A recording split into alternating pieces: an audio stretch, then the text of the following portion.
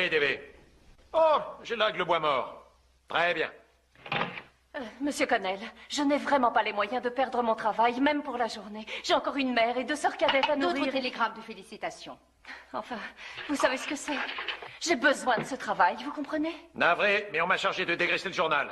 Et votre colonne ne nous intéresse plus. Assez de potins, l'eau de rose. Monsieur? Envoyez-moi les suivants. J'ai une proposition. Je descends à 30 $ la semaine. J'irai jusqu'à 25 ou 20 si c'est nécessaire. Je ferai tout ce que vous souhaiterez. Il ne s'agit pas d'argent, mais d'augmenter le tirage. Il nous faut du sensationnel. Le public réclame du drame, de la bagarre. Oh, j'y arriverai. Je connais tous les recoins de cette ville. Oh, regardez-moi, je Très vous bien. en prie. Entrez. Le caissier a votre chèque.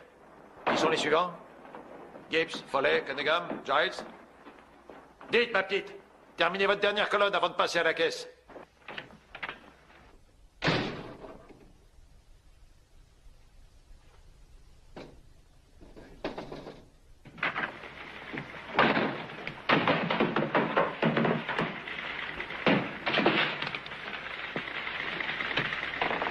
Ta colonne est trop courte, ajoute un paragraphe. Un milliardaire comme DB Norton s'offre un journal et on coupe 40 têtes. Tu prends aussi la porte? Oui. Toi aussi? Oh, Joe. Oh, je suis navrée, Trésor. On devrait démolir cet immeuble. Ben, en attendant, Anne, tu ferais peut-être mieux de finir ta colonne. Oui, mais potins à l'eau de rose. Attends, Joe. Attends. Alors, il veut du sensationnel, hein? Allons-y.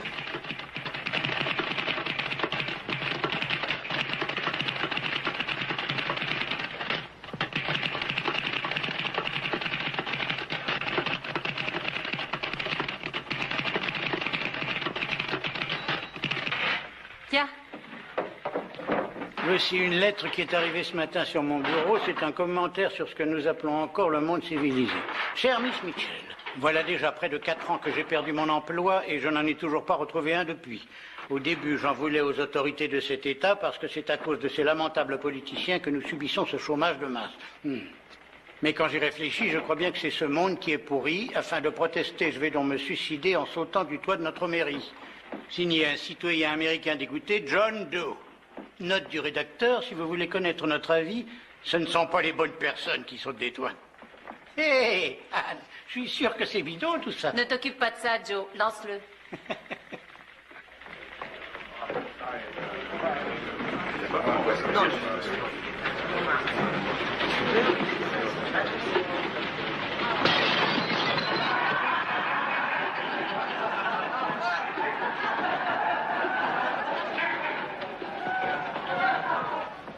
C'est à cause de ces lamentables politiciens que nous subissons ce chômage de masse. Vous entendez?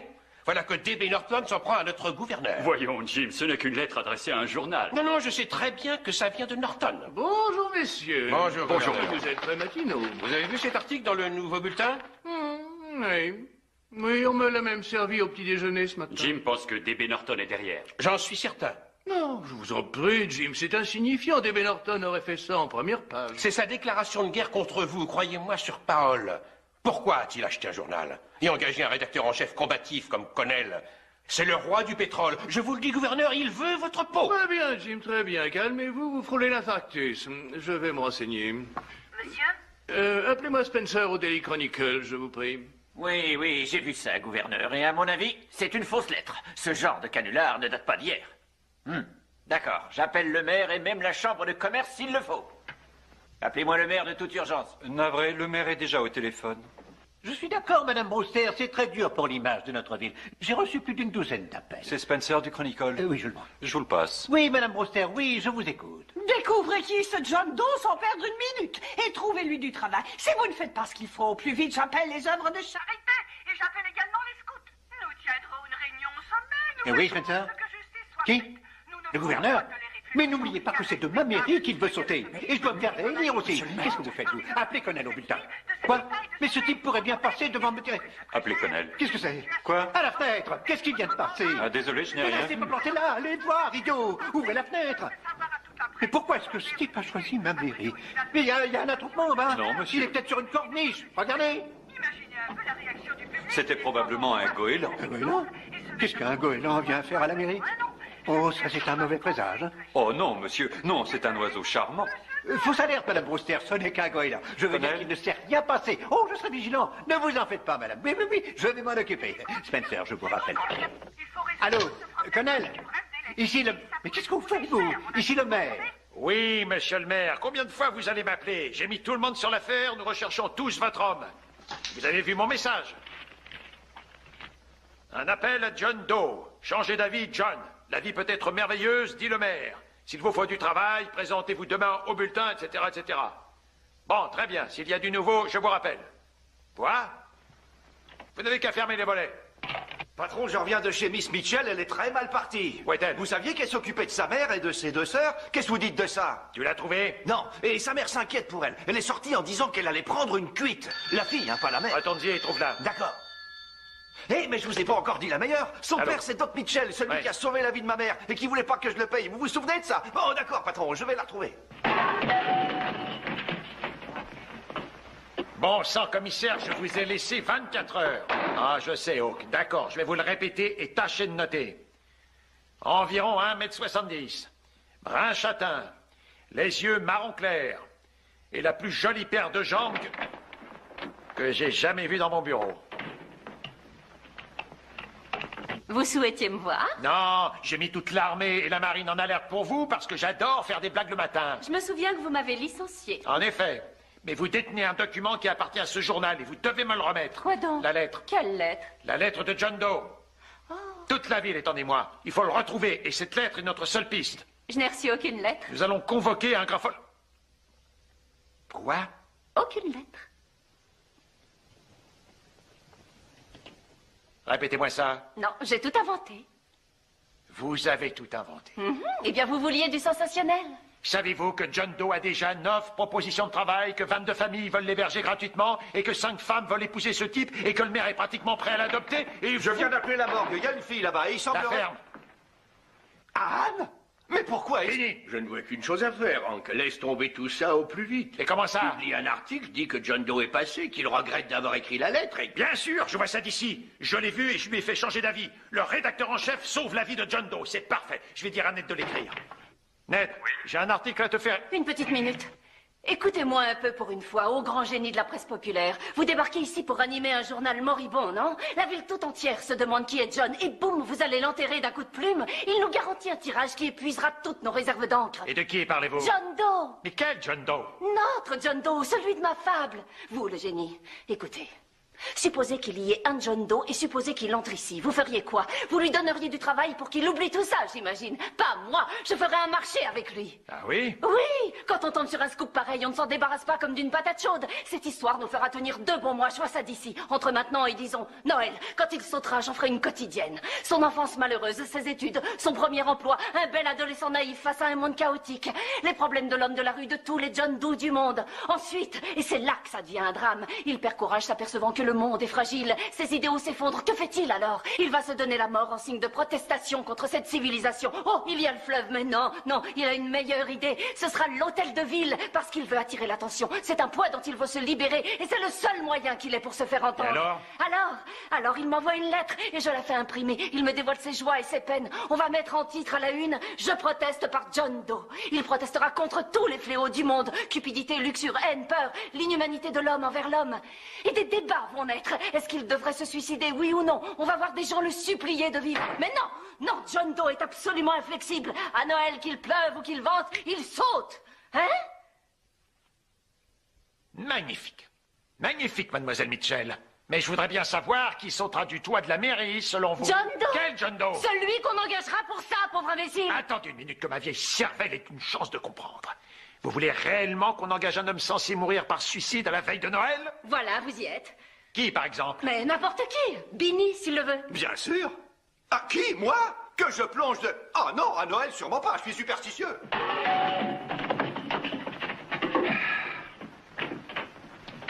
Rendez-moi service, Miss Mitchell. Voulez-vous sortez d'ici, mariez-vous, fondez une famille, mais ne vous occupez plus de la presse. Vous rédigez ce papier, Hank, on est en retard. Je vous imaginais plus malin que ça. S'il pleuvait des billets de sang, je parie qu'on vous retrouverait à chercher de la petite monnaie. Mais c'est pas vrai, mais pourquoi je perds mon temps à écouter cette folle? Chef, regardez ce que le Chronicle dit sur John Doe, que c'est du bidon. Mais quelle ordure que...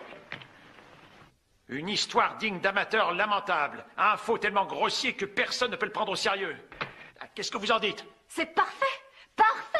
Eh bien, il faut entrer dans leur jeu, il faut y aller. Dites que John Doe vient de faire une autre déclaration. Vous savez que ce sera un coup de tonnerre après ça. Ce sera tout, Ned, merci. Très bien. Les amateurs lamentables, hein?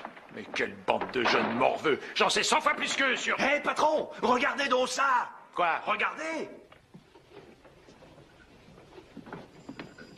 Qu'est-ce qu'ils veulent? Ils disent tous qu'ils ont écrit la lettre. Ah,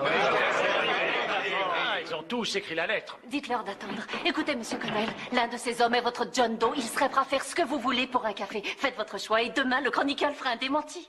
Je commence à adorer ça. Eh bien, si vous voulez mon avis, vous jouez avec de la dynamite. Non, non, non, non, non. Elle a dit vrai. Et ils ne s'amuseront pas à nos dépens.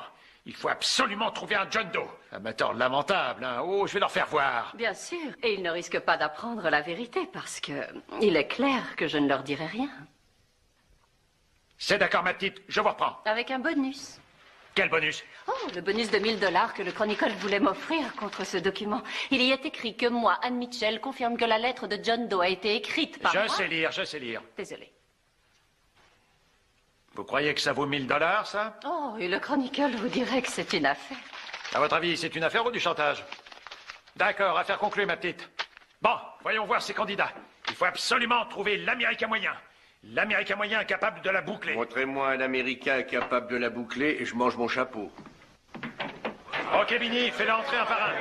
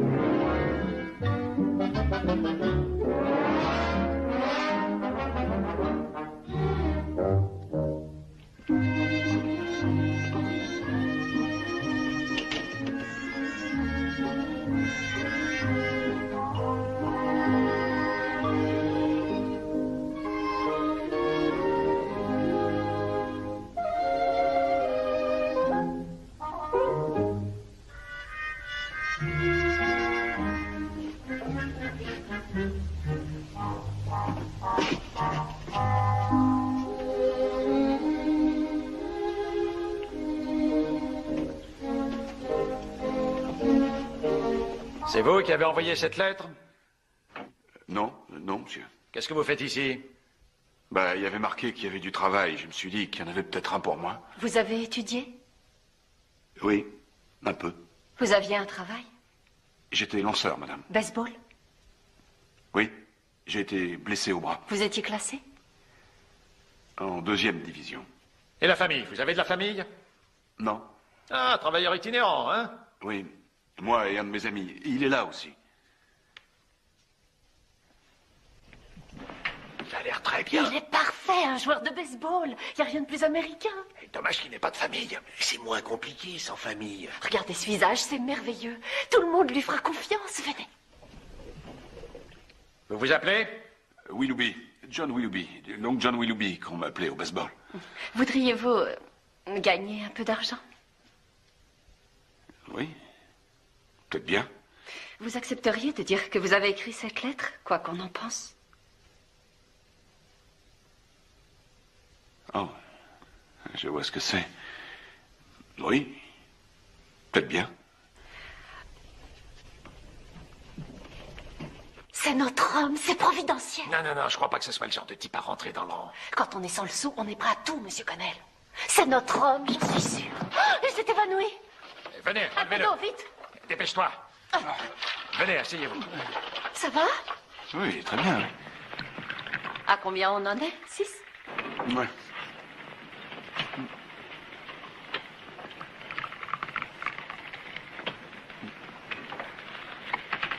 Vous aviez faim. Allez-vous-en. Franchement, cette histoire de John Doe, ça me dit rien qui vaille, tu vois. On ne vous a rien demandé, vous. Pensez refaire le monde parce qu'on saute d'une mairie. On referait même pas le monde en la faisant sauter, la mairie. Mon ami le colonel déteste l'humanité. Il vous aime assez pour rester avec vous. Parce que lui et moi, on est musiciens. On a pris le même wagon il y a près de 2 ans. Je m'amusais avec mon harmonica et il s'est mis à m'accompagner. J'ai pas pu m'en débarrasser depuis.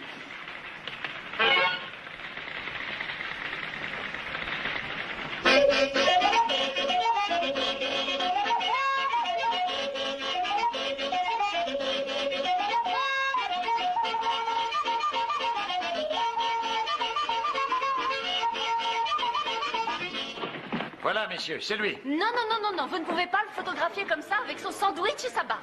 Mais il doit sauter du haut de la mairie. Oui, mais pas parce qu'il est sans emploi, c'est différent. Il doit sauter pour affirmer ses principes. Vous avez peut-être raison. On va le laver, on va le loger à l'hôtel avec des gardes, en faire un mystère vivant. Vous avez parlé à D.B. Norton? Oui, il est ravi et il nous laisse carte blanche. Il veut qu'on fasse brûler à petit feu tous les grands pontes de cet état. Oh, parfait, c'est le contrat. Ouais. D'où il sort, celui-là? C'est son ami, ils font des duos ensemble. Des duos? Est-ce que c'est un méfiable? Je lui fais confiance. Ah, vous lui faites confiance, hein? Bien. Et il vous fait confiance, lui aussi? Oh, ne vous en faites pas, ça va aller. Donnez. Bon, d'accord, mais je n'ai pas envie d'impliquer plus d'une centaine de personnes dans cette histoire. Pour commencer, il me faudra une copie complète de la lettre de John Doe écrite de votre main. Elle est déjà prête. Bon, c'est parfait. Ensuite, il faudrait signer cet avenant qui nous offre l'exclusivité d'un récit par vous-même, jour après jour, dès maintenant et ce jusqu'à Noël. Et le 26 décembre, vous aurez droit à un billet de train pour quitter la ville. Et nous paierons aussi l'opération de votre bras. C'est ce que vous vouliez. Je vais être opéré par Bonsetter Brown. Entendu, Bonsetter Brown. D'accord, tenez, signez. Bon, voilà $50 d'argent de poche. Parfait. Benny? Patron? Occupe-toi de lui. Trouve-lui une suite à l'Impérial et engage des gardes. Et des vêtements neufs, Binny. Faut aussi les débarrasser de leur poux? Oui. Tous les deux? Oui, tous les deux. Mais surtout ne les perds pas de vue. Eh, Binny, un costume gris. Mais oui. Dehors, messieurs.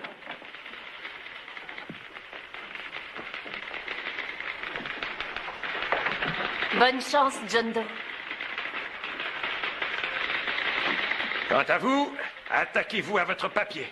Ah bon sang, c'est magnifique. Pas de responsabilité de notre part. On s'en remet à John Doe et on fait trembler la terre entière. Avant de vous mettre dans tous vos états, n'oubliez pas de signer ce chèque de $1000. Voilà, on y est. Bon, voyons voir. Vous restez devant la porte et vous bloquez l'entrée. Et vous deux, installez-vous. Pas mal du tout, hein. Tu vas pas m'obliger à rester. Bien sûr que si. Oh, pas question, j'aime mieux aller dormir sous le pont comme l'autre soir, ça me suffit. Et où est-ce que je mets les bagages? Posez-les dans la chambre. Donnez-moi le mien, je m'en vais. Tu te rappelles qu'on allait vers le fleuve Columbia avant que cette histoire de John Doe vienne tout perturber? Dis-moi que tu t'en souviens. Oui, je m'en souviens. Tes oreilles se sont pas bouchées dans l'ascenseur, moi si. Oh, l'oncle John, ça te vaudra rien, je te le dis, tu vas t'habituer à un tas de trucs qui vont te pourrir. Avec les poches pleines de billets, t'es déjà plus le même homme, mon gars. Oh, et cherche pas à m'amadouer. Calme-toi, colonel. Ils vont opérer mon bras, je te signale. Le patron nous a envoyé des cigares. Serre-toi. Des cigares. Colonel? Non.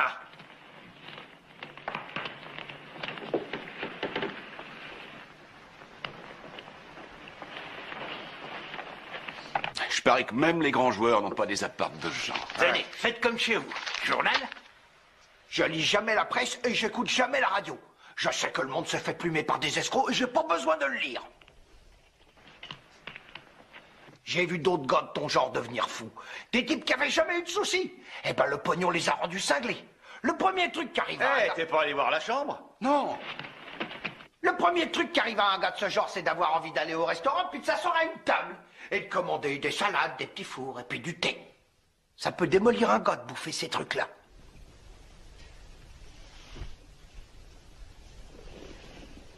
Et ensuite, ces abrutis veulent une chambre. Je te le dis, une chambre avec chauffage, des rideaux, des tapis. Résultat, ils deviennent ramollos et ils peuvent plus dormir que dans un pieu. T'en fais pas, c'est pas 50 billets qui vont me transformer. J'en ai vu commencer avec $50 en poche et finir avec un compte en banque. Ben, y a pas de mal à avoir un compte en banque. Et laisse-moi te dire un truc, quand tu seras devenu un type avec un compte en banque, John, ils te tiendront. Je te le dis, ils te tiendront. Qui le tiendra? Les escogriffes. Qui? Voilà la tour de la mairie, d'où je suis censé sauter. Elle est plus haute que l'hôtel. Qui tiendra ce type? Les escogriffes. Wow! Une minute! Tu ne dois pas sauter avant la veille de Noël, tu veux que j'ai un blâme? Si je peux éviter un blâme, compte sur moi. Je ne sauterai pas. Et quand ils te tiendront, tu vaudras pas mieux qu'un lapin devant des phares. Et qui t'a dit qu'il tiendrait ce type? Mais c'est une de ces pioles où on peut commander ce qu'on veut. Oui, il suffit de téléphoner. Oh, j'ai toujours rêvé de faire ça. Dis donc, attends. Dis donc. Tu pourrais répéter? Qui tiendra ce type? Les escogriffes. Mais qui c'est? T'as déjà été complètement fauché? Ah oui, la plupart du temps. Très bien. Tu te balades dans la rue, sans un sou dans la caisse, libre comme l'air, on vient pas te chercher, et tu vois énormément de monde. Tu vois des commerces, chaussures, casquettes, automobiles, radios, meubles, etc. Rien que des gens absolument charmants qui te laissent tranquille. C'est pas vrai? Mais un jour, t'as du pognon, et qu'est-ce qui se passe? Tous ces gens sympas et absolument charmants deviennent des dingues, des escogriffes. Ils viennent en rampant vers toi. Ils veulent te vendre leur camelote avec leurs longues griffes. Ces types te sautent à la gorge. Et toi, tu trembles et tu cries et tu te caches et tu les repousses de la main, mais t'as aucune chance, ils te tiennent. D'un seul coup, t'as des choses à toi. Voilà que t'as une voiture. Ta vie devient encombrée par de plus en plus de trucs. La carte grise à payer, sans oublier les plaques, et l'essence, et l'huile, et les taxes, et l'assurance, et toutes les photos d'identité, et des tas de factures, de pneus à plat, de garages, de contraventions, de flics à motocyclette, de tribunaux, d'avocats, d'amendes, et des millions d'autres choses. Et tu sais ce qui arrive? Bah, t'es plus le type insouciant d'autrefois. Faut avoir les moyens de payer toutes ces choses-là. Alors t'essayes de prendre du fric à ton voisin. Et t'es coincé. Tu deviens un de ces escogriffes.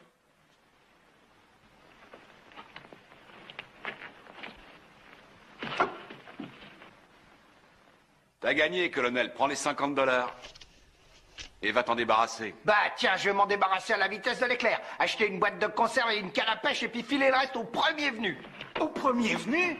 Hé, et achète-moi un gant de baseball que je m'entraîne. Hé, s'il veut filer le reste, moi je veux ma part. Reviens tout de suite, espèce d'escogriffe. Envoyez-moi 5 hamburgers avec des frites, 5 sodas à la crème glacée et 5 parts de tarte aux pommes. Non, aux pommes. Et du gruyère. Oui, merci.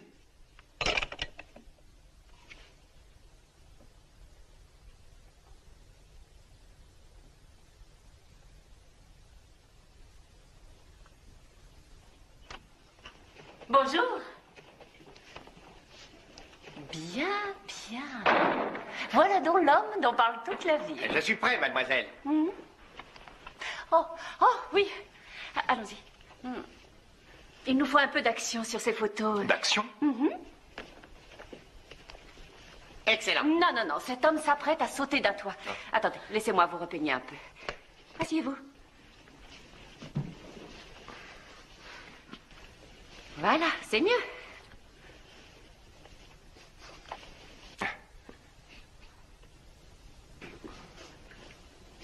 Il a un visage sympathique, hein? Oui, il est mignon. Hey, restez assis. Tais-toi, crétin. Prenez une expression plus sérieuse. Non, je me sens trop bien. Oh, je vous en prie, c'est sérieux. Vous êtes dégoûté par toute notre civilisation. Quoi, c'est vrai? Vous en voulez au monde entier, réveillez-vous. Un type grincheux, alors. Oui. Non.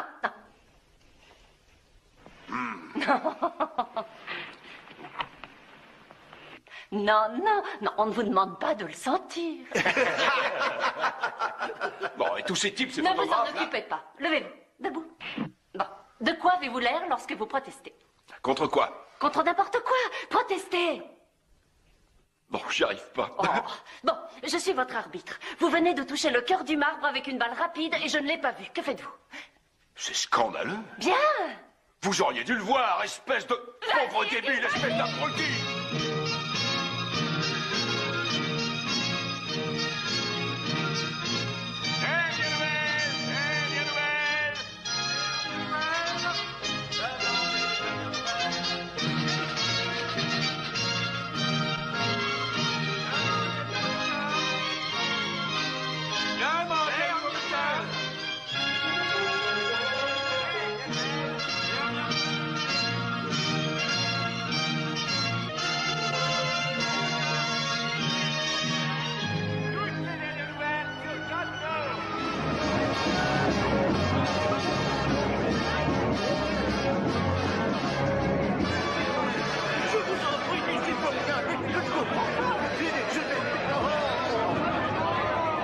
J'ignore qui est l'homme dont il publie le portrait. Je continue à dire que ce John Doe, à mes yeux, est un mythe, et vous avez le droit de me citer.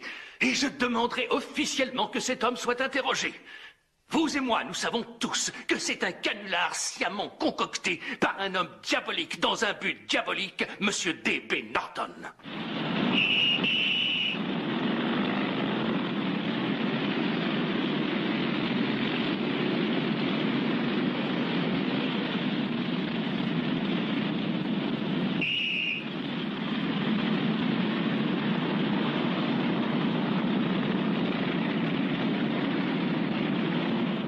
Monsieur Connell et Miss Mitchell vous attendent. Ah oui? Très bien, en avant. Et je pense que ce serait stupide de laisser tomber. Il reçoit des lettres d'admirateurs par milliers. Ça se répand plus vite qu'un feu de prairie. Qu'est-ce que vous craignez, Connell? Cette histoire a doublé nos ventes, non? Oui, mais tout le monde nous en veut. Nous perdons des budgets de publicité. Le gouverneur compte nous faire un procès. Ils savent tous que John Doe n'est qu'un imposteur. Ils veulent tous voir ce Pourquoi pas? Laissons-les le voir. Ils vont même pouvoir l'entendre. Vous avez une station de radio, monsieur Norton. Il faut le mettre à l'antenne. Méfiez-vous de cette femme, DB. Elle vous rendra dingue. Vous voulez leur livrer sur un plateau votre joueur de baseball? Bonne chance. En plus, ce cinglé est capable de tout. Je suis rentré hier. Il était debout sur une table avec une canne à pêche. Il faisait des essais. Suivez mon conseil, faites-lui quitter la ville avant que ça nous explose au visage. Si vous faites ça, c'est que vous êtes encore plus débile que lui. Excusez-moi, monsieur. Vous vous êtes trouvé une vache à lait et oui, vous vous accrochez. Oui, c'est une vache à lait, pourquoi pas, mais c'est aussi une aubaine pour un homme comme monsieur Norton qui veut se lancer dans la politique. C'est pour ça que vous avez acheté le journal, pour toucher le public, non? Faites passer John à l'antenne et vous en toucherez 130 millions à la fois. Il leur dira ce qu'il veut et les gens l'écouteront. On oubliera enfin le gouverneur, le maire et tout le menu frottin de ce genre. Ce sera une cause d'intérêt national. Ce type fera un succès où qu'il aille, n'importe où sur le territoire. Et c'est vous qui tirerez les ficelles, monsieur Norton. Retournez au bureau et mettez ce type à l'antenne. Oh, Dédé, vous n'allez quand même fait pas... dès que possible. Très bien. J'étais seulement venu me réchauffer. Venez, on rentre. Restez ici. J'aimerais vous parler.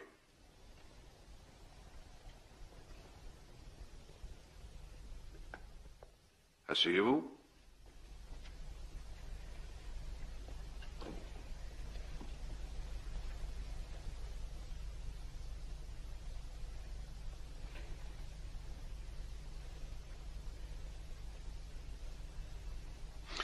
Toute cette histoire de John Doe vient de vous, non? Oui, monsieur.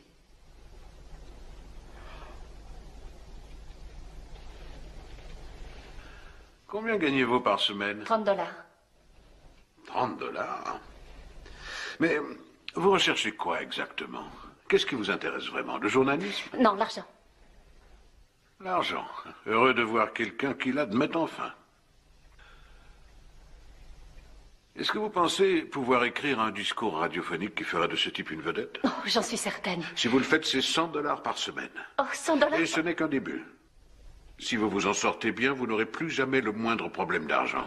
Ah, je le savais. Bonjour. Bonjour. Dès qu'il y a une jolie femme dans les parages, je vous présente mon neveu, Ted Sheldon, Miss Mitchell. Enchanté. Enchanté. D'accord, Casanova, je te la confie. Raccompagne mademoiselle chez elle en voiture. Tu lis toujours dans mes pensées, cher oncle. Au revoir, je vous remercie pour tout. Miss Mitchell, dorénavant, vous travaillez directement avec moi. Oui, monsieur.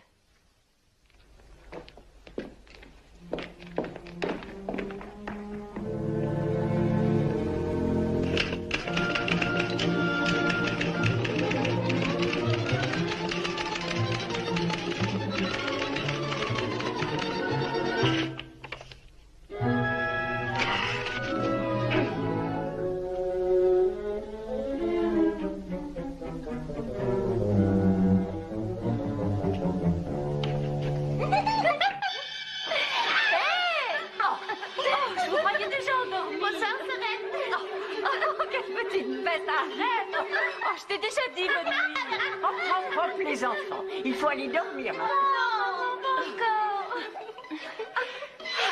Allez, au lit. Elles m'ont épuisée, j'en peux plus. J'arriverai pas à écrire ce discours. Oh, tu y arriveras, Anne, tu es bourrée de talent. Oui, je sais. Qu'est-ce que tu cherches? Ton sac, il me faut 10 $. Pourquoi faire? Je t'en ai déjà donné 50 l'autre jour. Je sais, chérie, mais Madame Burke a eu son bébé hier à 9 livres. Elle n'avait rien pour l'accueillir. Et la dame de l'aide sociale est Et venue, adieu, les 50 $. Et les 10, c'est pour qui? Les Webster. Les Webster. Oui, tu te rappelles, ces gens charmants dont s'occupait ton père. Je voulais leur acheter un petit peu de nourriture. Oh, Anne, chérie, quel dommage. Tu es merveilleuse. C'est exactement ce qu'aurait fait papa. Tu te rappelles qu'il y a 2 semaines, on avait à peine de quoi se nourrir? Oh oui, je sais, chérie. Mais ces pauvres gens manquent de tout. Nous avons les moyens. Si tu penses à ces maintenant. 1000 $, oublie-les. J'ai presque tout dépensé. Tout le monde nous avait prêté de l'argent. Il faut que tu arrêtes de jeter l'argent par les fenêtres. Oh, Anne, chérie. Oh, je te demande pardon, maman. Oh, oublie ce que j'ai dit, je t'en prie. Je suis passablement énervée par tout ça.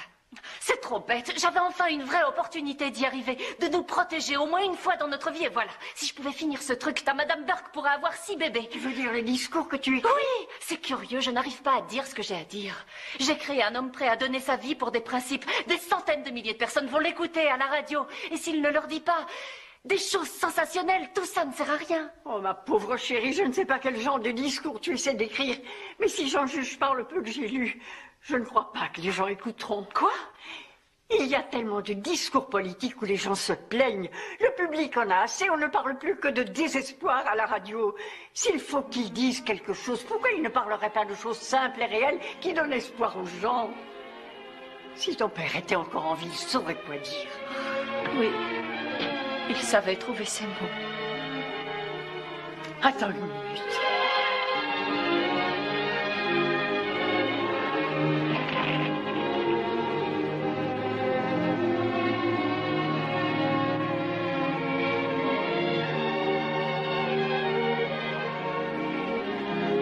C'est le journal de ton père, Anne.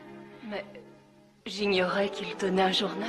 Il y a de quoi faire une centaine de discours qu'on aurait bien besoin d'entendre aujourd'hui. Mais promets-moi d'en prendre soin. Il m'aide à préserver la mémoire de ton père. Oh, j'en prendrai soin, maman.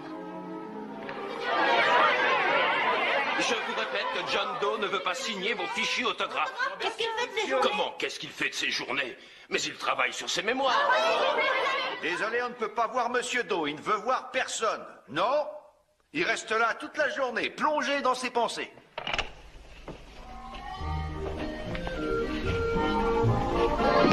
Balle!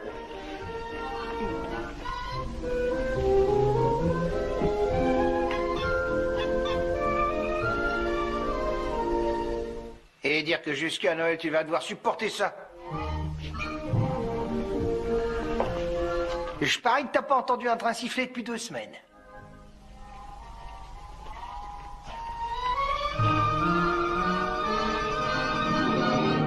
Strike!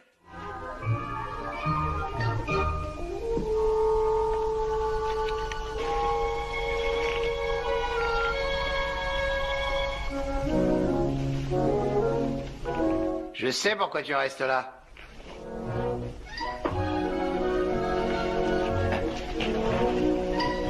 T'es fou de cette fille. On a besoin que de ça, tiens, d'être arrête dingue d'une bonne femme.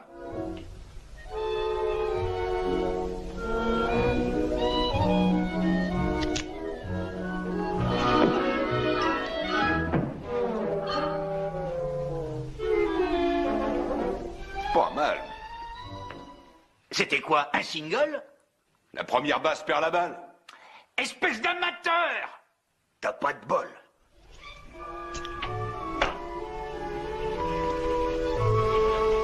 Quand on a une bonne femme sur les bras, sans s'en rendre compte, on accumule de plus en plus de trucs. Des meubles et...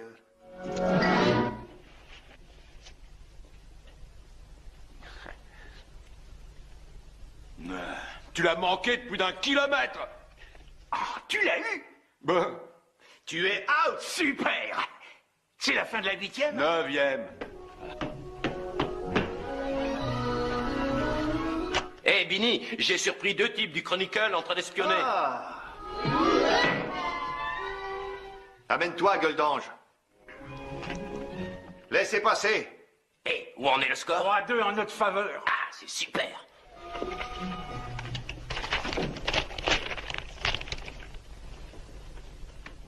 Vous êtes en pleine forme, vous deviez être un vrai champion. Pratiquement. Je devais même passer en première division. Mais c'est là que je me suis démis le coude.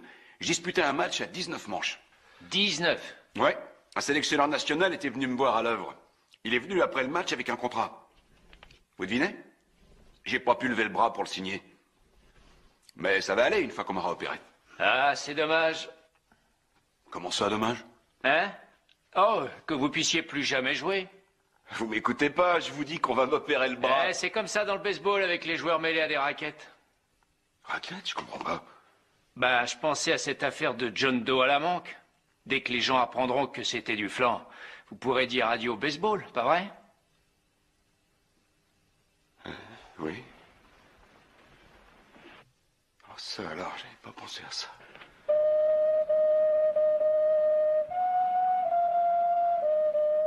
C'est moche. Oh, et autre chose, vous pensez à tous les gamins du pays? Leurs idoles, c'est les joueurs de baseball, non? Alors vous serez quoi, d'après eux? Oui. Hey, colonel! T'as entendu ça? Il faut que je trouve un moyen de sortir de là. L'ascenseur est pas en panne. Je sais comment vous pourriez faire. Comment? Eh ben, quand vous passerez à la radio, il vous suffira de dire que vous vous êtes fait piéger. Vous serez un héros, je vous en fiche mon billet. Oui, mais comment je ferai opérer mon bras? Oh, il n'y a rien de plus simple. Je connais un mec qui vous refilera 5 000 $ rien que pour dire la vérité à la radio. Vous dites 5 000 $? Ouais, on vous refilera 5 000 $ de la main à la main. Vous n'aurez même pas à attendre les fêtes. Fais gaffe, Long John, ils sont en train de te coincer. Où vous le trouverez, cet argent? Le directeur du Chronicle. Et voilà votre discours, tout est écrit noir sur blanc. Il va se faire 5 000 $. Nom d'un chien, je vois d'ici arriver tous les escogrifes du monde, toute une armée de rapaces. Alors, ça marche?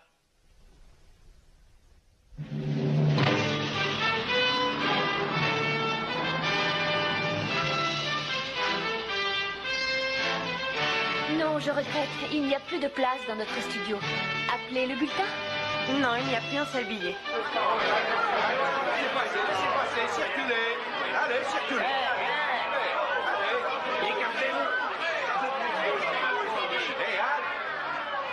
Alors, John, prêt pour votre grand soir? Bien. Tourne-toi. Un moment. Ici, ici. Grand sourire, monsieur Lo, c'est parfait. Regardez, John, voilà le discours en capitale et double interligne pour que ce soit plus facile à lire. Vous n'êtes pas nerveux? Non. Bien sûr que non, il ne le serait pas. Qui? Le John Doe que j'ai inventé. Hé, tâche de pas claquer des dents pendant que tu parles. Vinny, ne soyez pas inquiète, John. Tout se passera à merveille si vous êtes sincère. Miss Mitchell, un appel pour vous. Très bien. Allô? Oui, maman. Ah, je te remercie. Oh, il est là, notre pauvre Maman, je ne peux pas te parler là. Monsieur John Doe, je tiens à ce que vous sachiez que nous sommes toutes avec vous. Laissez-le tranquille, ne l'embêtez pas, allez à côté. Écoutez toute la famille, laissez-le. Il est déjà assez comme ça. Eh, vous avez le discours? Oui. Très bien. Je donnerai ces billets au colonel dès que vous serez lancé. J'ai même une voiture qui vous attendra à la sortie. D'accord. Comment êtes-vous entré? Hein? Oh, j'étais venu lui souhaiter bonne chance. C'est bon, dehors, dehors. Ma mère dit qu'elle écoutera aussi.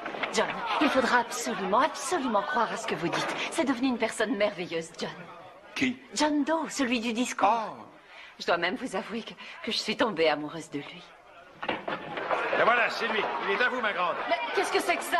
Non, c'est trop. Voyons, du calme. Ce n'est pas... Non, c'est trop, ça suffit, calmez-vous. Oh, on peut se passer de ce genre de publicité, monsieur Connell. S'il n'est pas fichu d'aligner 2 mots, ça sera au moins ça de gagner. Je vous présente John Doe, ma petite. Oh, je vous en prie, pourquoi vous C'est bon, m'embrassez allez, pas? dehors. Moi aussi, il faut que je m'entraîne. Ça va comme ça, chérie. Allez dehors, du balai, sortez tous et ne revenez pas. Alors, ça va comment? Laisse-les passer, Vinny. Nom d'un pétard, des demi-escogrifes. Et voilà, patron, c'est ce que vous vouliez, des symboles du petit peuple. Faites-les monter sur la table. Allez, on y va. Oh, c'est grotesque, monsieur Connell. Laissez-le, cet homme doit passer à l'antenne dans une minute. allez. Oh, messieurs, tout à l'heure, vous ferez toutes les photos que vous voulez. Soyez gentils, sortez, je vous en prie, allez. Sortez, merci. Allez, tout le monde dehors. Vous ferez toutes les photos que vous voulez plus tard. Merci, c'était très bien. Sortez, soyez gentils, merci. Tu viens, Trésor, il faut partir. Eh bien, au revoir, monsieur Doe. Vinny. Oui, bon, ça va. Prêt, antenne dans 1 minute. Oh, plus qu'une minute. Il n'y a plus qu'à croiser les doigts. Je vous en prie, John. Vous n'allez pas me laisser tomber. N'est-ce pas? Non, j'en suis sûre. Il faut vous convaincre que vous êtes le vrai John Doe. Écoutez, tout ce qu'il y a dans ce discours a été écrit par un homme bien. Et cet homme, c'était mon père, John. Quand il parlait, les gens l'écoutaient. Et ils vous écouteront aussi. Vous savez ce que ma mère a dit l'autre soir? Que si je regardais vos yeux, c'est lui que je verrais. Eh, allons-y, on vous attend. Nous arrivons tout de suite. Venez. Écoutez, John, c'est comme un match. Vous allez gagner ce match. Bonne chance. Allez, laissez-le passer. Dégagez.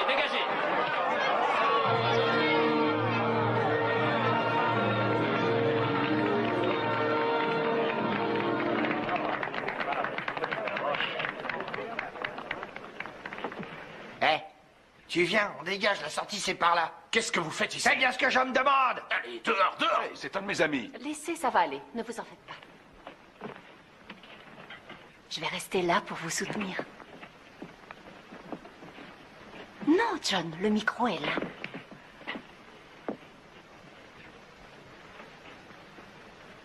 On y va.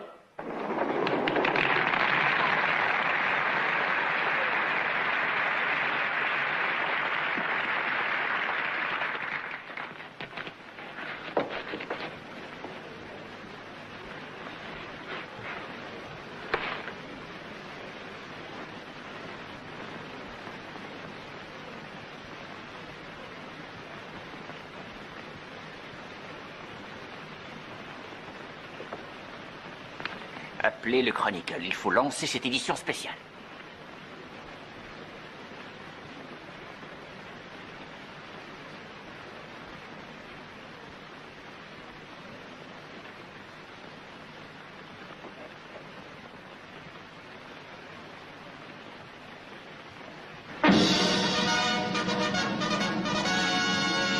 Ici Kenneth Fly. Chers auditeurs, soyez les bienvenus au nom du nouveau bulletin. Ce soir, nous vous offrons une émission nouvelle et différente. À mes côtés se trouve le jeune homme qui a déclaré publiquement qu'il a l'intention de se suicider la veille de Noël, dans le but, et je le cite, de protester contre l'état actuel de la civilisation. Fin de citation. Mesdames et messieurs, le nouveau bulletin a le plaisir de vous présenter l'homme dont on parle le plus en ce moment dans tout le pays, John Doe.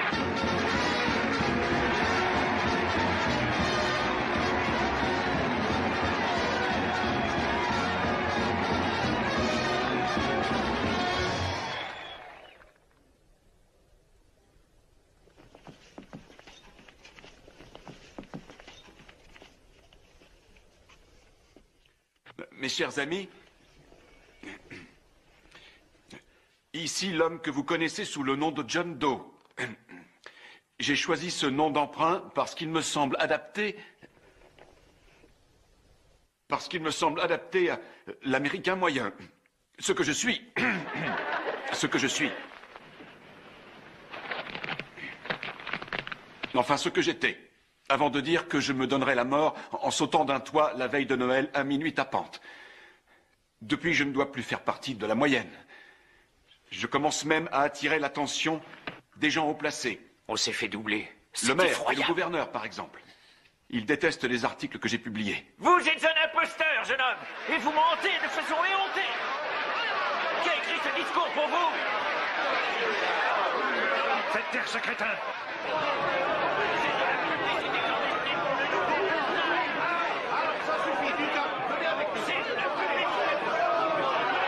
C'est Spencer. Mesdames, messieurs, cette perturbation a été causée par un spectateur qui a tenté d'interpeller Monsieur Doe. Il va reprendre son discours. En fait, je vous promets que le gouverneur et ce monsieur n'ont aucun souci à se faire. Je n'ai pas l'intention de parler d'eux. Je vous parlerai seulement de nous. Les Américains moyens, les John Doe. Si jamais quelqu'un vous demande à quoi ressemble un John Doe, vous ne pourrez pas le lui dire parce qu'il est un million de choses. C'est Monsieur Plus et Monsieur Moins. C'est un simple et c'est un sage d'une honnêteté totale, avec au fond de lui un soupçon d'escroquerie. Car dès qu'il voit un téléphone public, il enfonce le doigt au fond de l'appareil au cas où quelqu'un aurait pu oublier des pièces dedans.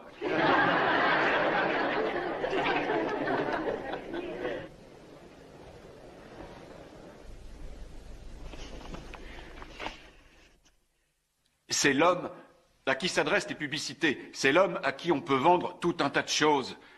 C'est le soldat inconnu, le plus grand pantin du monde. Et en fait, sa plus grande force...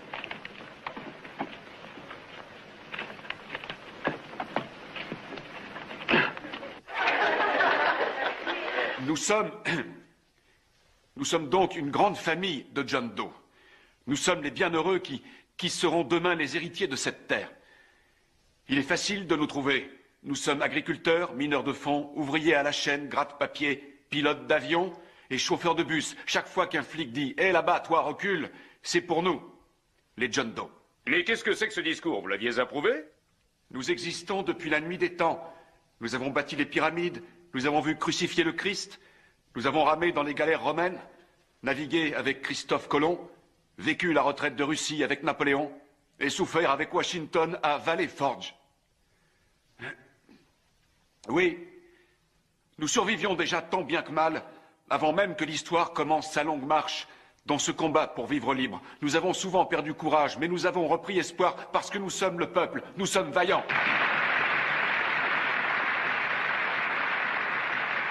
On entend souvent dire que les démocraties s'affaiblissent. On ne saurait le tolérer. Ce ne sont que des idioties. Un peuple libre peut se battre sur tous les fronts pour vaincre ses ennemis si tous ses efforts vont dans la même direction.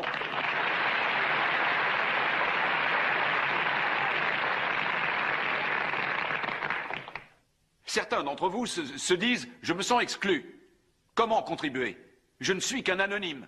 Eh bien, vous avez tort, et chaque Américain moyen compte, parce qu'à y regarder de près, le caractère de votre patrie n'est que la somme des caractères de tous ceux qui veulent la défendre.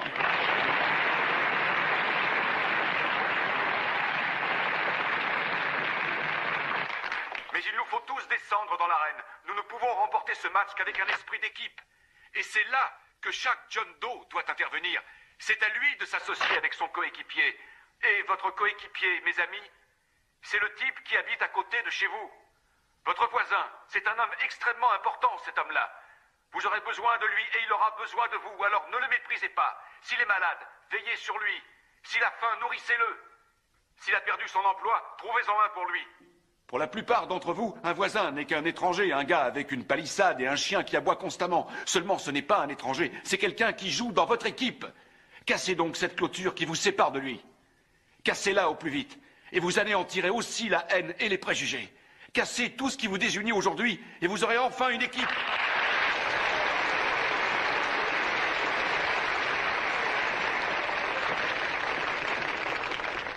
Je sais ce que vous êtes en train de vous dire. Que ce type croit au miracle s'il espère réellement que le peuple changera du jour au lendemain. Et vous avez tort, ce n'est pas un miracle. Je le sais parce que je le vois se reproduire une fois par an. Et vous aussi. À Noël, par exemple. Quand l'esprit de Noël répand sa magie dans le monde, les humains en sont transformés. Tout est transformé. Pourquoi cet esprit, ce merveilleux esprit de Noël, ne pourrait-il pas durer toute l'année? Bon sang. J'aimerais tant faire ça. J'aimerais que grâce à tous les John Doe du monde, l'esprit de Noël reste dans le cœur des hommes chaque jour de l'année, afin d'avoir enfin la force de créer un tel raz-de-marée de bonne volonté qu'aucun ennemi au monde n'y résisterait. Oui, mes amis, les humbles n'hériteront de cette terre que lorsque tous les John Doe du monde aimeront leurs voisins. Commencez donc tout de suite. N'attendez pas que les ténèbres fassent annuler la rencontre. Debout, John Doe, tu es l'espoir du monde.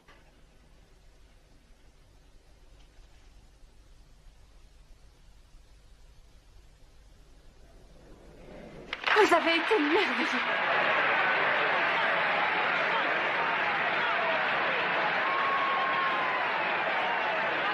Allons-nous-en d'ici. Mais je suis avec toi.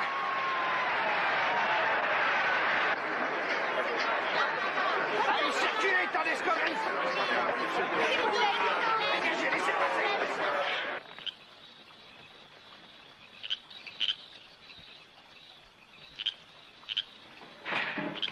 Je savais que tu te réveillerais tôt ou tard. Ça fait du bien de sortir de ce cauchemar. J'avais 5 000 $ à portée de main. Je pouvais me faire opérer par Doc Brown. C'est un match, d'accord, John? Alors allez gagner ce match. Oh, quel crétin. Oh, c'est une escogriffe comme tous les autres. T'as bien fait de lui échapper, allez. Qu'est-ce qui m'a pris d'aller faire ce discours, en fait? De quel droit? Oh, plus j'y pense, plus je pourrais... Casser dans toutes les clôtures. Va donc casser un seul piquet à ton voisin et il te collera un procès. J'avais 5 000 $ à portée de main. Mais comment ça, il s'est enfui? Retrouvez-le immédiatement, ce type est parfait.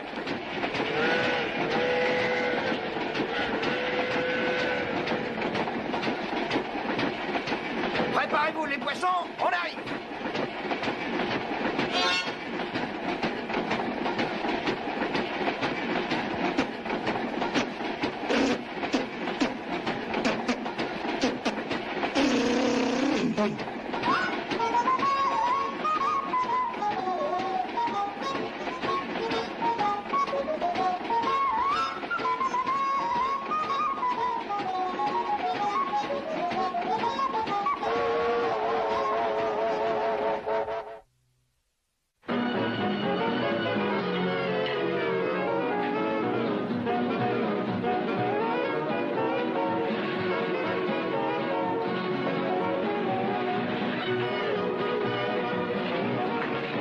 Jitterbug.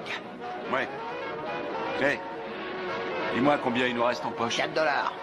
Mieux prendre des donuts? Ouais.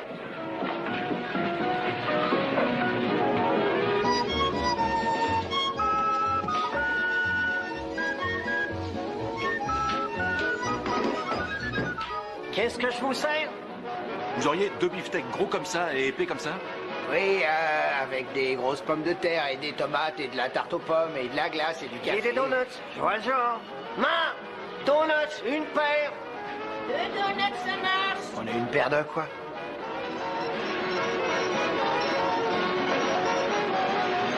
Hé, regarde. Inscrivez-vous au club John Doe. Le club John Doe? John Doe. John Doe. John Doe. C'est vous, John Doe? Qui? John Doe. T'as besoin de lunettes, mon garçon. Oh, bon sang, oh, c'est le portrait craché de John Doe. Oui, mais il s'appelle Willoughby. Long John Willoughby, je suis joueur de baseball. Oh, non, je reconnais bien votre voix. Vous ne m'aurez pas. Vous êtes John Doe. Et c'est John Doe. John Doe? Oui, il est bien là. C'est pas un rêve. De qui tu parles? John Doe, ce grand type là. Il y a sa photo en première page. Elle est là, regardez ça, c'est lui. John Doe, c'est John Doe. C'est John Doe.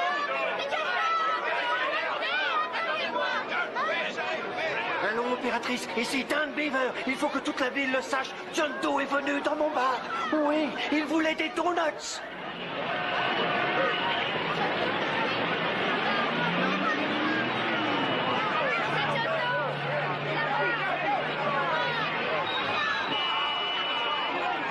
Non, personne ne verra John Doe. Mon bureau est déjà plein comme le métro aux heures de À quoi pointe. ressemble John Doe, monsieur le maire? Bon, c'est vraiment une armoire à glace. Il joue au baseball. Non, vous ne me verrez pas. Fallait voter pour moi. Honte à vous, dégagez. Je ne veux plus vous voir. Et monsieur Norton est arrivé?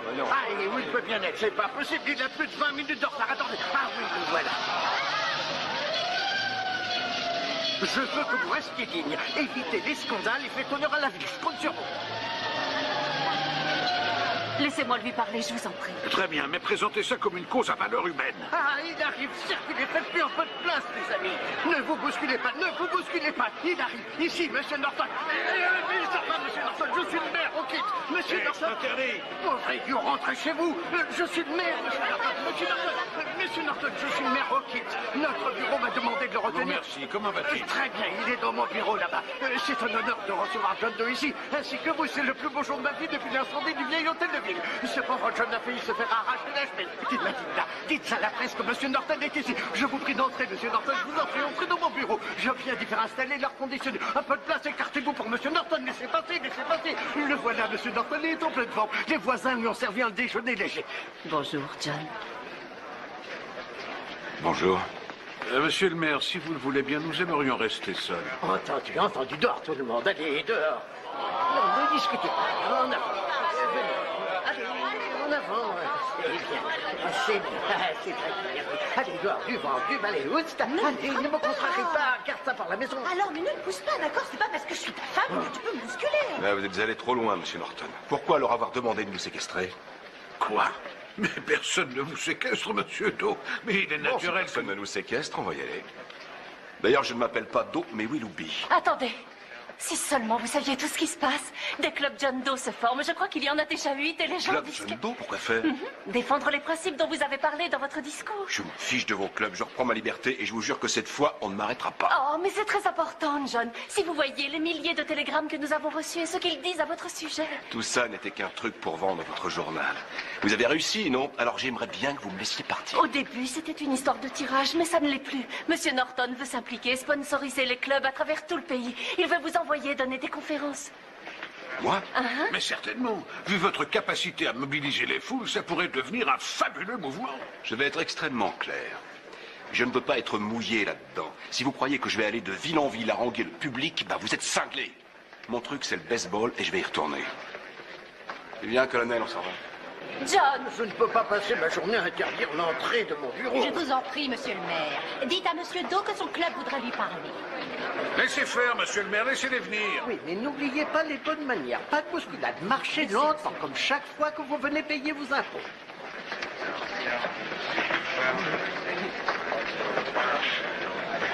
Allez, Bert. Voilà, j'arrive, laissez-moi le temps. Je m'appelle Bert Hanson, monsieur Doe, serveur de soda au drugstore Schwabaker dans le centre. En fait, l'autre soir, moi et ma femme, on a entendu votre discours et vous nous avez bouleversés tous les deux, et spécialement ma femme. Elle m'a empêché de dormir en disant « Cet homme a dit vrai, chérie. Le problème dans le monde, c'est qu'on se fiche de son voisin. C'est pour ça qu'en ville, tout le monde est tellement agressif. » Et je lui répondais, d'accord, tout ça c'est bien beau, mais pour aimer le genre de voisin qu'on a, faut se lever tôt. Le vieux Ruspeter, par exemple. Enfin, je veux dire, monsieur Smithers, le gars qui habite tout seul à côté de chez nous, c'est un affreux grand-père qui vend tout un tas de meubles d'occasion. On lui a pas parlé depuis des années. En fait, je l'avais toujours pris pour un vieux grincheux qui détestait le monde à cause qu'il frappait sur la porte de son garage le soir et qui mettait la radio tellement fort qu'il empêchait tout le monde de dormir. Le lendemain, j'arrose ma pelouse et là, d'un seul coup, qu'est-ce que je vois? Le vieux Rouspéteur de l'autre côté de la haie qui est en train d'arracher sa clôture.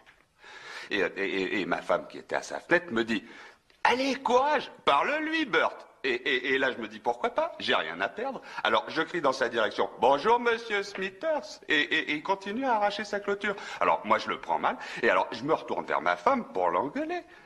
Elle me dit, hurle, hurle, il a rien entendu. Alors, d'une voix qu'on entendrait dans le comté voisin, moi, je lui hurle, bonjour, monsieur Smithers. Et ben là, c'est comme si le ciel me tombait sur la tête. Ce vieux Rouspéter se retourne l'air surpris et il me sourit comme un malade. Il vient vers moi, on se serre la main comme si on était deux vieux frères. Il dit, bien le bonjour, Hanson. Il y a des années que j'avais envie de vous parler, mais je croyais que vous m'aimiez pas. Et il se met à bavarder comme un petit garçon. Il était tellement heureux qu'il a les yeux qui pétillent.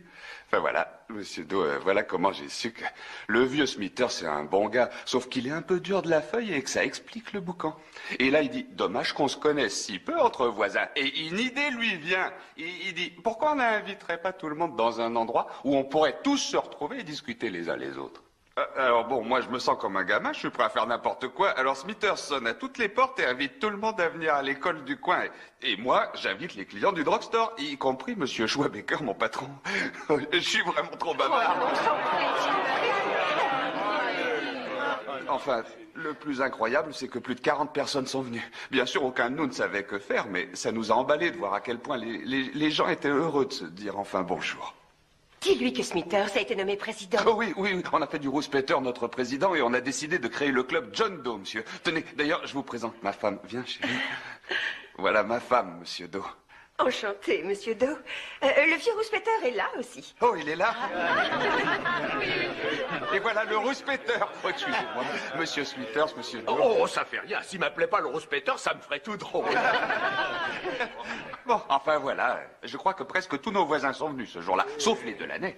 Les Delaney habitent un manoir avec des grilles en fer forgé et ils gardent les volets fermés toute la journée. Enfin, tout le monde pensait que c'était sûrement de vieux avares qui aimaient compter leurs billets, alors pas la peine d'inviter ce genre de type.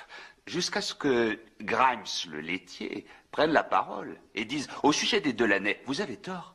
Et il nous dit qu'il y a une semaine, ils ont annulé leur commande de lait frais. Il avait trouvé une note dans une bouteille et ça l'a rendu curieux. Alors il a jeté un petit coup d'œil sous les volets et le manoir était quasiment vide. Et à mon avis, qu'il dit, ils doivent crever de faim. Le grand-père de l'année, il venait mettre tous ses vieux meubles dans ma boutique le soir. Il me revendait tout ce qu'il avait, c'est dingue. Oui. Et enfin, on s'y est mis à 6 ou 7 pour aller les chercher et les amener à la réunion. Et quelle réception ils ont eu. Tout le monde voulait leur serrer la main, tout le monde voulait être leur ami. Et pour finir, monsieur et madame Delaney ont versé une ou deux larmes. Et on a appris des tas de choses sur des tas de gens. Oh, ça pour sûr. Grubble, par exemple. Grubble est là. Regarde. Ah oui, c'est lui.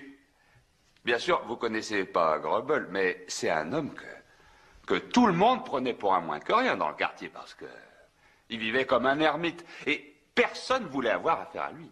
Enfin, jusqu'à ce que Murphy, le postier, nous apprenne la vérité. Ce pauvre Grubble qui nous a dit, s'il fait les poubelles, c'est parce qu'il veut pas demander l'aumône à cause qu'il tient à son amour-propre. Et c'est ce que vous disiez à la radio, monsieur Doe? Après ça, près d'une douzaine de familles ont payé Grubble pour qu'il arrose leur pelouse. C'est pas merveilleux? Et on a offert des emplois à 6 autres pauvres gens. Ils ont tous arrêté de pointer au chômage. Et mon patron, monsieur Schwabaker, vient d'employer aux fournitures le vieux monsieur Delaney. Il vient de t'augmenter de $5. Oui, c'est vraiment chouette. Mais Bert, je suis vexé. J'aimerais me joindre à vous, mais personne ne me l'a demandé. Désolé, monsieur le maire, mais nous avons voté. Aucun politicien dans nos rangs. C'est un club réservé aux John Doe. Et vous connaissez les politiciens, n'est-ce pas? Enfin, si on a voulu vous raconter tout ça, monsieur Doe, c'est pour vous donner une petite idée de ce que vous avez déclenché. Et je comprends pas bien pourquoi vous avez l'air aussi décidé à sauter d'un bâtiment. Merci de nous avoir écoutés. Au revoir, monsieur Doe. Vous êtes vraiment un type bien. Et franchement, je pense que vous pourriez vous rendre utile encore un bon moment. Au revoir.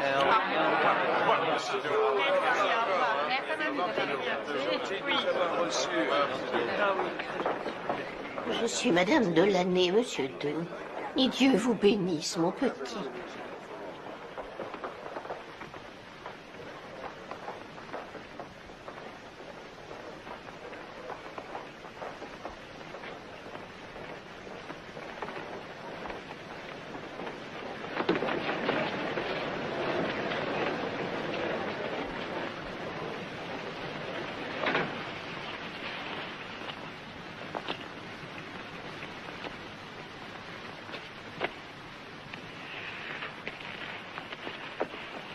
C'est malin.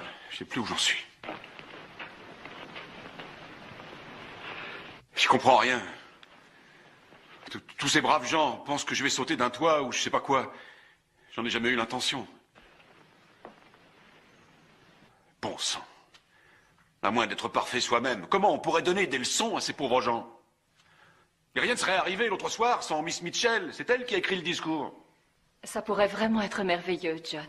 Mais vous devez nous aider. Ils te tiennent, là, t'es coincé comme un rat, t'es coincé. Oh, je veux pas voir ça.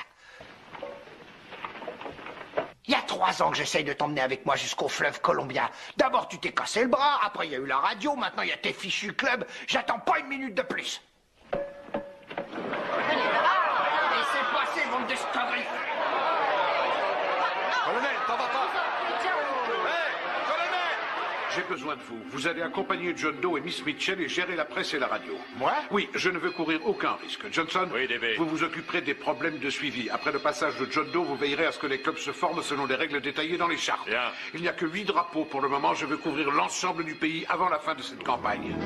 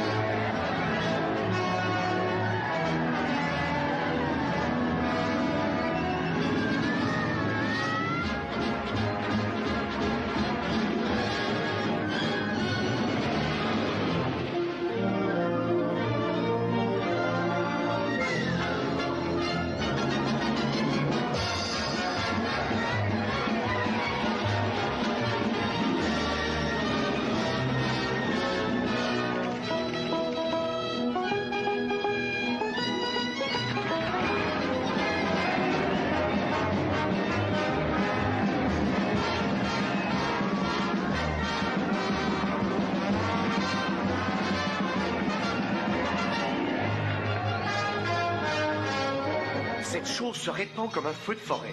S'ils avaient des exigences, je le comprendrais. Mais ce John Doe n'a rien demandé. De plus en plus de gens trouvent un emploi et vont finir par me mettre au chômage. Dès qu'il sera assez fort, John Doe abattra ses cartes. Il nous réclamera de l'argent, la retraite à 60 ans et Dieu sait quoi encore. Navré, mais ils ne veulent pas entendre parler de politique, ils sont cinglés. Il faut s'adresser à eux. Ils représentent des millions d'électeurs.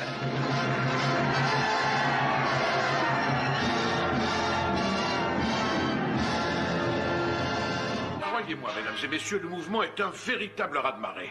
Nous avons tellement de demandes de formation de Club John Doe que nous sommes totalement débordés. Je n'aimerais pas qu'on me plante autant d'épingles dans le corps. Cette convention John Doe s'impose. Elle fera de notre ville un symbole.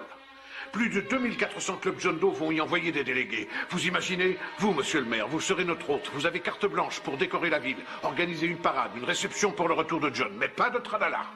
De tralala? Pas de tralala. Et vous, Connell, vous imprimerez une édition spéciale quotidienne sur John Doe. Et à présent, je vous prierai de passer dans l'autre bureau. Et soyez à votre avantage. Les photographes sont là pour immortaliser ce comité. Ne vous inquiétez pas. Bien sûr. Par ici, regroupez-vous et je pourrais faire une très jolie photo. Eh, monsieur le maire, au premier rang, s'il vous plaît, et rapprochez-vous, mesdames. Je n'y comprends rien. À quoi? Écoutez, DB, on ne me la fait pas aussi facilement. Je sais que ce mouvement vous coûte une fortune et que cette convention est hors de prix. Hein? Et je n'arrive pas à additionner 2 et 2. Je ne vois pas où vous voulez en venir. Vous y gagnez quoi? J'y gagne la satisfaction de savoir que ma fortune est mise à profit pour une juste cause. Je vois, je devrais m'occuper de mes affaires. Oui, vous devriez peut-être. Connell, Je souhaiterais avoir le contrat de John Doe, tous ses reçus pour mes avances et la lettre de Miss Mitchell pour laquelle j'ai payé 1000 $. Oui, bien sûr. Bien, nous partons pour l'aéroport dans une demi-heure. Il faudrait que j'aille un peu bousculer Johnny Boy. Pas la peine, Charlie, il arrive. Oh, bien. Vous avez vu sa photo à la une du Times? Oui. Je vous tire mon chapeau, Anne. Je me suis occupé de pas mal de promotions dans ma carrière, de l'Expo internationale à la traversée de la Manche, mais cette fois-ci, je dois dire que c'est du jamais vu. Et maintenant, une convention John Doe. Wow. Et si vous réussissez à le faire plonger du toit de l'hôtel de ville la veille de Noël, je vous garantis un demi-million de badauds. Charlie, Hein? que pensez-vous de lui? Qui, Johnny Boy? Je ne sais pas sous quel angle, mais je vais vous faire le résumé. Premièrement, il sent le pâté de campagne, mais les gens l'adorent. Deuxièmement, il commence à penser qu'il l'a vraiment écrite, cette lettre de suicide imaginaire. Troisièmement, il a l'air de vous prendre pour Jeanne d'Arc ou je ne sais pas qui. Oui, je sais. Quatrièmement, je crois que vous savez ce que c'est. Il est raide dingue de vous. Oui, ça saute aux yeux. C'est au 5e que ça se gâte. On est tous des traîtres, moi en particulier. Oh, c'est moche. C'est ouvert.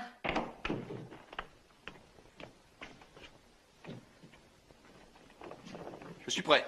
Bon, je vais aller chercher Beanie Boy. D'accord, Charlie Boy.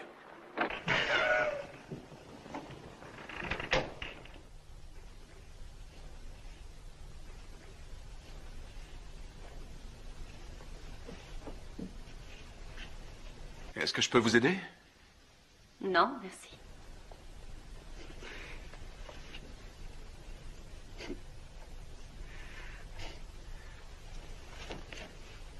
Est-ce que je peux m'asseoir ici? Oui.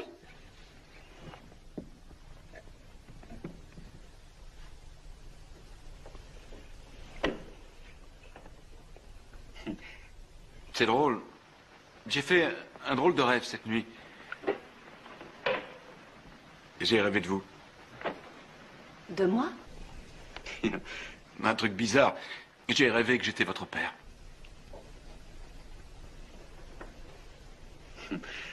Enfin, il y avait une chose que j'essayais de vous empêcher de faire. Alors, dans mon rêve, je me suis levé et je suis passé à travers ce mur et je suis entré dans votre chambre. Vous savez comment sont les rêves. Oui, et vous étiez là au lit. Mais vous étiez une petite fille d'à peu près 10 ans. Et vous étiez mignonne. Alors, je vous ai secoué, vous avez ouvert les yeux et sauté du lit. Vous vous êtes mis à courir en chemise de nuit. Vous êtes passé par la fenêtre et vous avez galopé, sauté de toit en toit sur des kilomètres. Et je vous poursuivais. Et tout en continuant à courir, je vous voyais devenir de plus en plus grande. Jusqu'à être aussi grande que maintenant. Vous savez, adulte.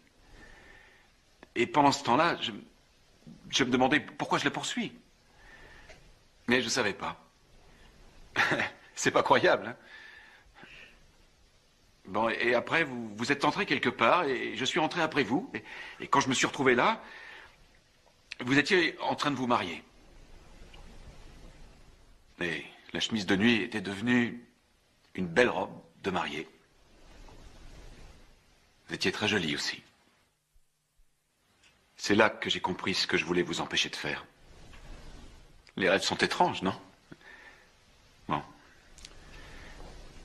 Vous voudriez savoir qui vous épousiez? Oh, une sorte d'horrible monstre, je suppose. Faut pas exagérer. C'était ce type qui vous envoie des fleurs tous les jours. Comment il s'appelle, le neveu de Monsieur Norton? Ted Sheldon? Oui, c'est ça. Mais je vous ai pas dit le plus drôle. C'est moi qui devais célébrer votre union. Vous savez, le juge de paix, comme on dit. C'est vrai? Je croyais que vous me poursuiviez. Oui, c'est vrai, mais là, j'étais votre père, vous vous souvenez? Et là, c'était moi, John Doe. Je veux dire, Long John Willoughby. C'est moi qui tenais le registre de mariage. Vous me suivez? J'essaie. Et qu'est-ce qui s'est passé? Eh bien, je vous ai donné une bonne fessée, allongée sur mes genoux. Enfin, pas vraiment. Je veux dire, je l'ai fait.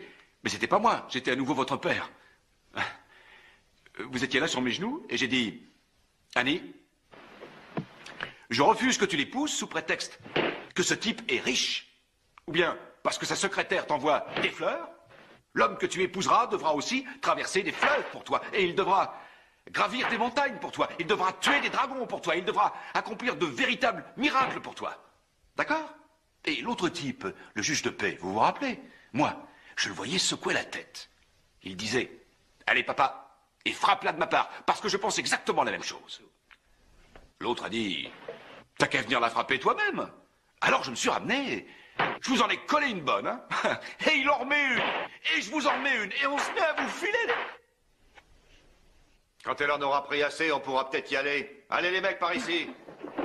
Prenez l'issue de secours, il y a trop de chasseurs d'autographes devant. On descend avec les bagages dans 1 minute. Et dépêchez-vous, allez, n'en faites pas une affaire d'État. Salut, Billy. Notre avion, il décolle à quelle heure déjà? Dans quelques minutes.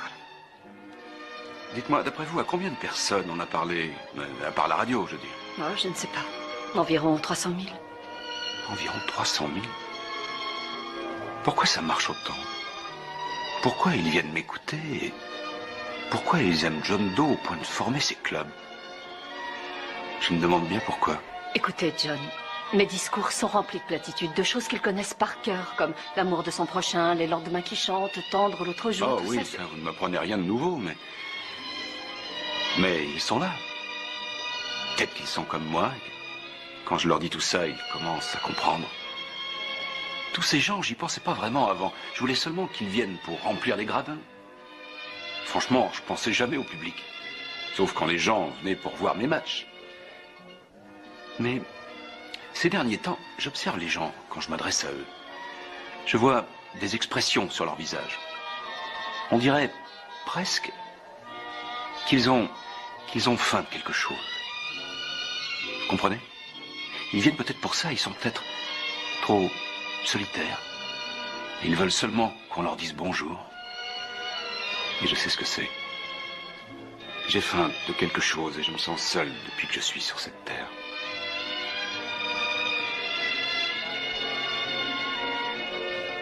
Embarquement! Il faut régler ce problème d'urgence. Oui, oui, absolument. Oh, il y a déjà quelqu'un ici? Non, non, non, c'est votre place. Et c'est votre manteau. Mon manteau? Un petit cadeau de remerciement. Oh! Oh, il est magnifique, Débé. Oh, je ne sais vraiment pas quoi dire. Eh bien, dans ce cas, ne dites rien. Asseyez-vous. Oh. Allez-y, ouvrez, ouvrez.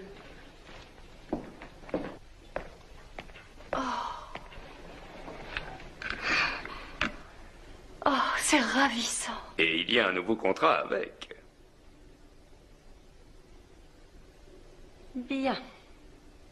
C'est bon, Débé. Qu'est-ce que vous avez à l'esprit? Faites-moi la surprise. Voilà bien ce que j'aime chez elle. Droit au but. J'adore. Vous avez les pieds sur terre. Alors voilà. Demain soir, devant une foule de près de 15 000 personnes avec retransmission par radio dans tout le pays, John Doe va annoncer la formation d'un troisième parti. Un troisième parti? Oui. Le parti John Doe. Entièrement consacré aux intérêts de tous les John Doe des États-Unis d'Amérique. C'est-à-dire pratiquement 90% des électeurs. Il annoncera également le candidat de ce troisième parti aux élections présidentielles. Il s'agit d'un homme qu'il apprécie et recommande, un grand humaniste, le meilleur ami de tous les John Doe. Monsieur D.B. Norton. Oui.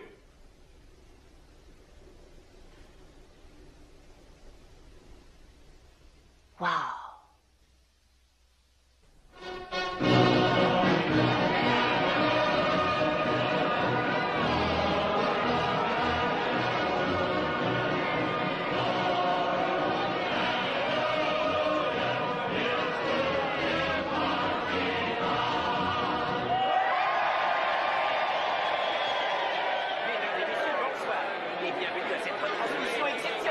Quelques heures du début de la convention, des milliers de délégués ont déjà pris place dans les gradins, avec des paniers repas, des pancartes et des pétitions demandant à John Doe de renoncer à sauter d'un toit. Ils attendent John Doe de pied ferme. C'est un mouvement phénoménal. Tous ces John Doe ou les laissés pour compte, comme on les a parfois appelés, ont été critiqués et ridiculisés. Mais ils sont tous là, joyeux et animés après avoir fait des milliers de kilomètres, et parfois même aux frais de leurs voisins. Et ils sont tous venus rendre hommage à leur héros, John Doe.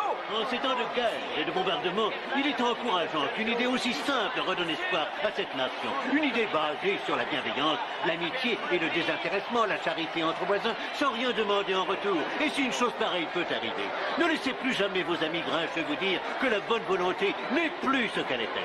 Ici John B. Hughes, je rends à présent l'antenne à notre studio. Je vous retrouve à 21h pour l'ouverture officielle de la convention. Oh, John, entrez. Non, je suis un peu... Enfin, il pleut dehors, je suis un peu... Aucune importance, je suis ravie de vous voir. Asseyez-vous. Merci.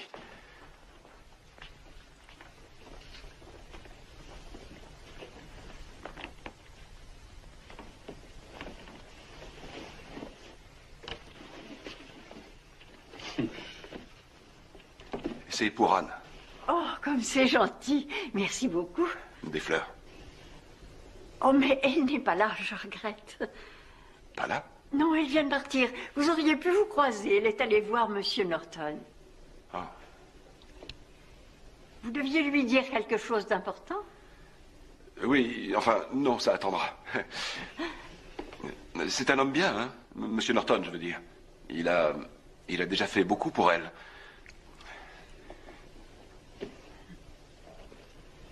Bon. Mon imperméable est trempé. Je crois que j'ai mouillé votre sofa.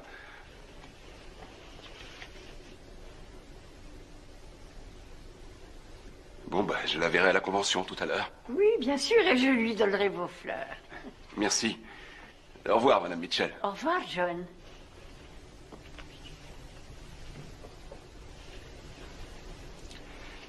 Madame Mitchell, en fait, je suis content qu'Anne ne soit pas là.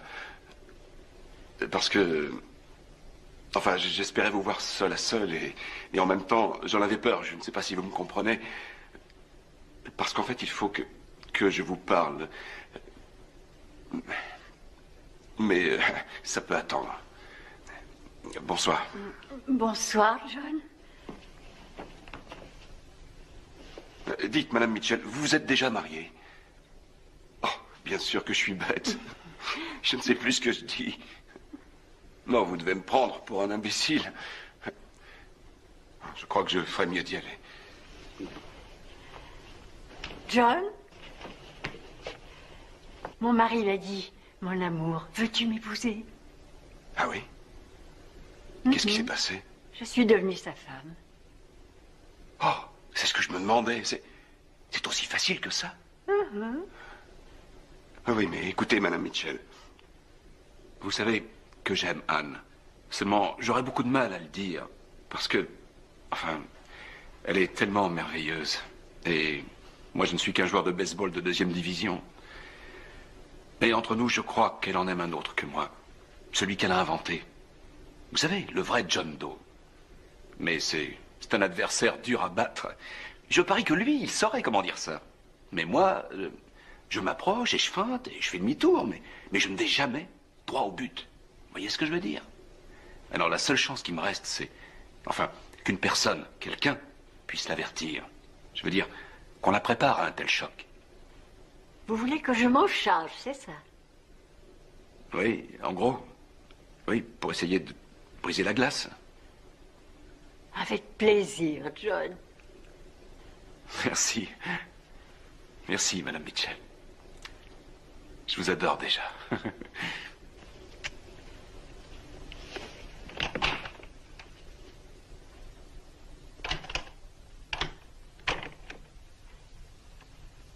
Et ce sera sûrement la plus belle convention de toute l'histoire du pays. Les gens arrivent de partout. Ils ont pris le train, le bus de nuit, la voiture. Ils ont... Attention! Tiens, mes gardes du corps.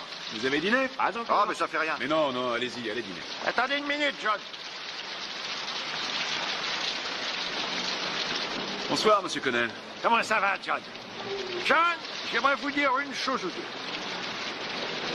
Mais dites donc, pourquoi vous titubez comme ça? Venez. Eh, patron! Ah, ça va, ça va, ça va. Dites donc, j'aimerais savoir, vous avez lu le discours que vous devez faire ce soir? Non, je ne lis jamais avant de prendre la parole. C'est beaucoup plus intéressant comme ça. J'en aurais mis la main au feu. Il dit, cours au journal, il dit à Pop de te donner le discours. Il y a une copie sur mon bureau. Ah, mais patron, vous savez que Monsieur Norton ne veut pas que je le perde de vue, même pas une minute. Et cours, retrouve-nous James Barr à 100 mètres. Vous êtes un bon gars, John. Je vous aime bien. Vous êtes gentil. J'ai toujours aimé les gars comme vous. Ouais, je suis un vieil homme sans...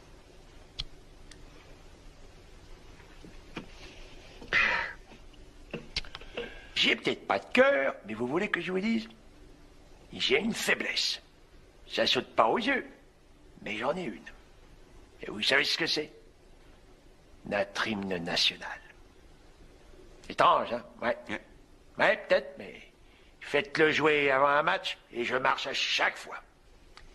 Ce truc-là, il me remue les tripes. Vous me comprenez? Oui, moi ça me fait frissonner.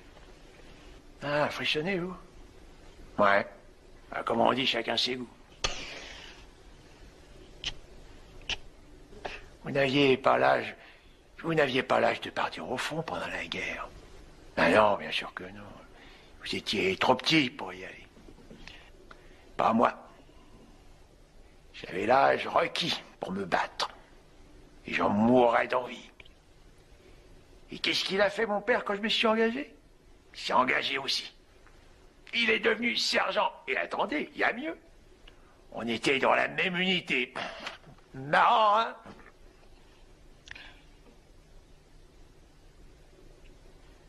Seulement, il a été tué. Et je l'ai vu mourir. Je me trouvais là aussi, et j'ai tout vu de mes propres yeux.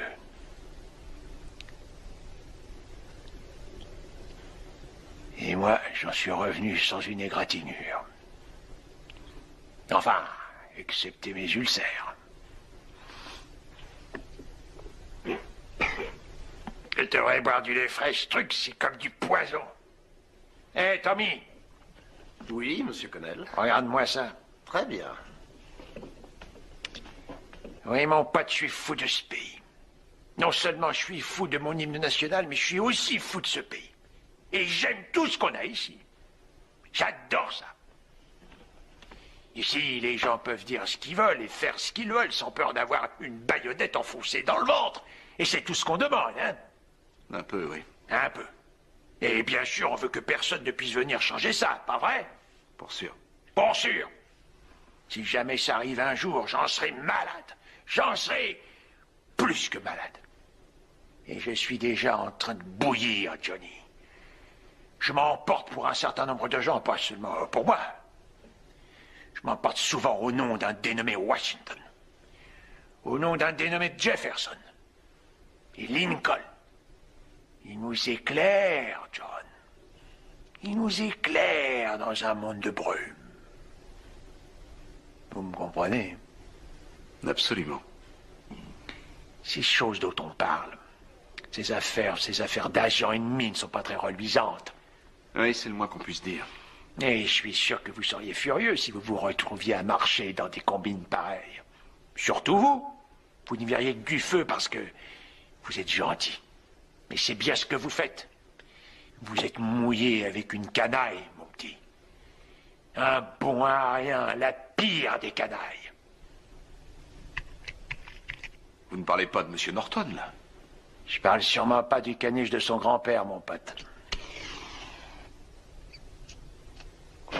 Vous devez faire erreur, M. Connell.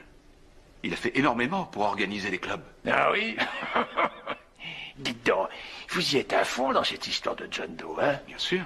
Bien sûr, je vous en veux pas, moi aussi. Oh, c'est vraiment un miracle. Un miracle qui ne pouvait arriver qu'ici, dans ces bons vieux États-Unis. Et je trouve ça magnifique. Vous vous rendez compte? Moi, cette grande brute de Connell, je trouve ça absolument magnifique. Très bien. Mais supposons qu'un vrai salaud absolument innommable dont les initiales sont DB veuille utiliser tout ça afin de s'introduire à la Maison-Blanche, pour nous imposer une poigne de fer, pour éteindre les lumières d'espérance de nos grands hommes. Qu'est-ce que vous diriez de ça? Personne ne fera ça, M. Connell. Il est interdit de mêler les clubs à la politique. C'est le principe général. Vous croyez ça?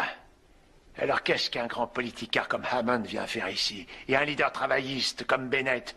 Et tous les grands pontes réunis en ce moment chez DB Norton? Une meute de loups, John. Une meute de loups, prête à tuer et à dévorer les John Doe. Vous verrez quand vous aurez lu le discours de ce soir. Vous êtes beurré. Miss Mitchell écrit ses discours et personne ne peut lui faire dire ce genre de choses. Ce genre de choses? Et qui les écrit d'après vous, ma tante Emma? Mais bien sûr qu'elle les écrit, évidemment. Et au passage, elle empoche de gros bonus, un manteau de vison et un bracelet en diamant. Vous vous foutez de moi?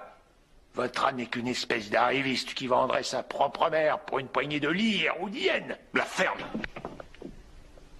Si vous n'aviez pas picolé, je vous... Hé, patron! Voilà votre discours. Hé! Allez-y, lisez-le John et vous cognerez ensuite. Hé, attendez-moi, monsieur Do! Tony? Oui, monsieur. Apporte-moi un verre de lait frais. Ah, moi, je fume beaucoup trop. Oui, Charlie? Est-ce que tout est prêt? Bien, on s'occupe de John Doe? Bon. On aura combien de spectateurs? 15 000? Ah, mais c'est magnifique. Bon, écoute, Charlie.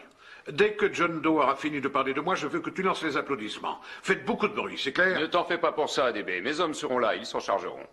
Quoi? Oui, j'arriverai 15 minutes après ton appel. Mais c'est Monsieur Doe. Où sont-ils? Dans la salle à manger.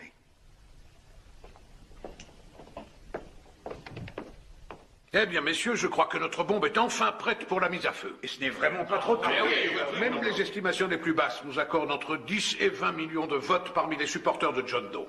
Ajoutez à ça les voix travaillistes que M. Bennett nous offre, et les voix assurées par M. Hammond, et vous tous, dans chacun de vos territoires, et rien ne nous arrêtera. Et je resterai votre partisan, pourvu que vous nous garantissiez le vote de John Doe. Ne vous inquiétez pas. Vous pouvez compter sur moi à une condition. Que mon fils y trouve aussi son compte. Je vous répète que tout le monde ici présent y trouvera son compte. Et je respecterai nos accords. Doucement. Je suis avec vous, DB, mais je continue à dire que nous prenons de gros risques, vous comme nous. Qui ne risque rien à rien, Monsieur Barrington. Nous sommes à la veille d'un ordre nouveau. Nous n'avons que trop parlé, il est temps d'agir. Nous avons fait trop de concessions. Et notre peuple a besoin d'une main de fer. Tout à fait, il est vrai, mais tout à fait. De discipline. Oui, c'est vrai. À présent, je voudrais porter un toast à Miss Mitchell. La brillante et merveilleuse jeune femme à qui nous devons tout. Monsieur Norton, pourrais-je vous parler, je vous prie? Oh, Miss Mitchell voudrait nous parler.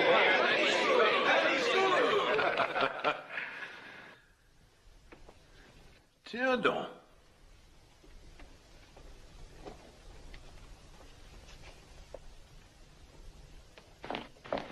Ça me fait plaisir de vous voir. J'étais extrêmement inquiète. C'est vous qui avez écrit ça? Oui, c'est exact, John, mais je ne savais pas ce qu'il préparait. Vous ne saviez rien. Non. Il est très beau, ce bracelet de diamant. Pourquoi n'êtes-vous pas à la convention?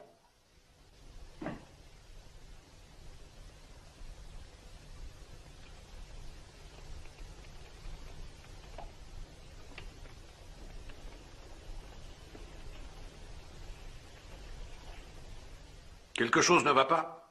Non, ne vous en faites pas. Tout va très bien.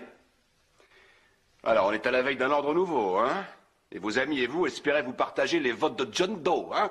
Mais vous oubliez un détail, Monsieur le Président. Vous m'oubliez, moi, la marionnette du peuple. Eh bien, si vous, ou n'importe qui, se croit en droit d'utiliser nos clubs pour ces petites magouilles privées, il devra me passer sur le corps, c'est compris? Allons, calmez-vous un peu, mon jeune ami, calmez-vous. N'en faites pas une montagne. J'ai financé les clubs John Doe personnellement. À moi de décider si oui ou non nous en faisons bon usage. Non, je ne vous laisserai plus décider de rien, et je vais faire mieux. Je vais m'y rendre à votre convention, et je vais raconter au peuple en détail tout ce que vous et vos charmants amis ici présents avez concocté pour leur avenir. Et je vais leur dire avec mes mots à moi, pour une fois.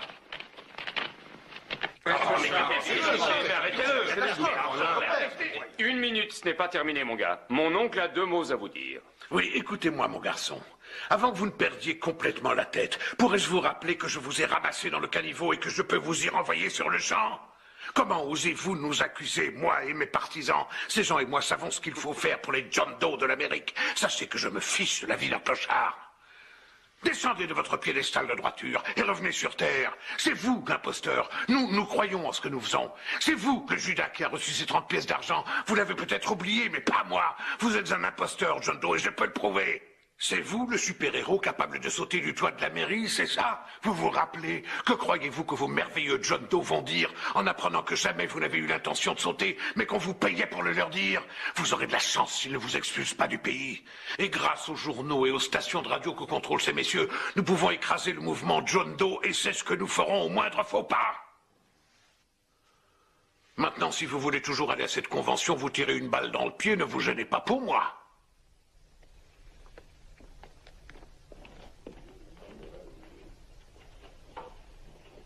Alors vous n'hésiteriez pas à tuer le mouvement John Doe si vous ne pouviez pas l'utiliser à vos fins? Je n'hésiterai pas, vous pouvez me croire.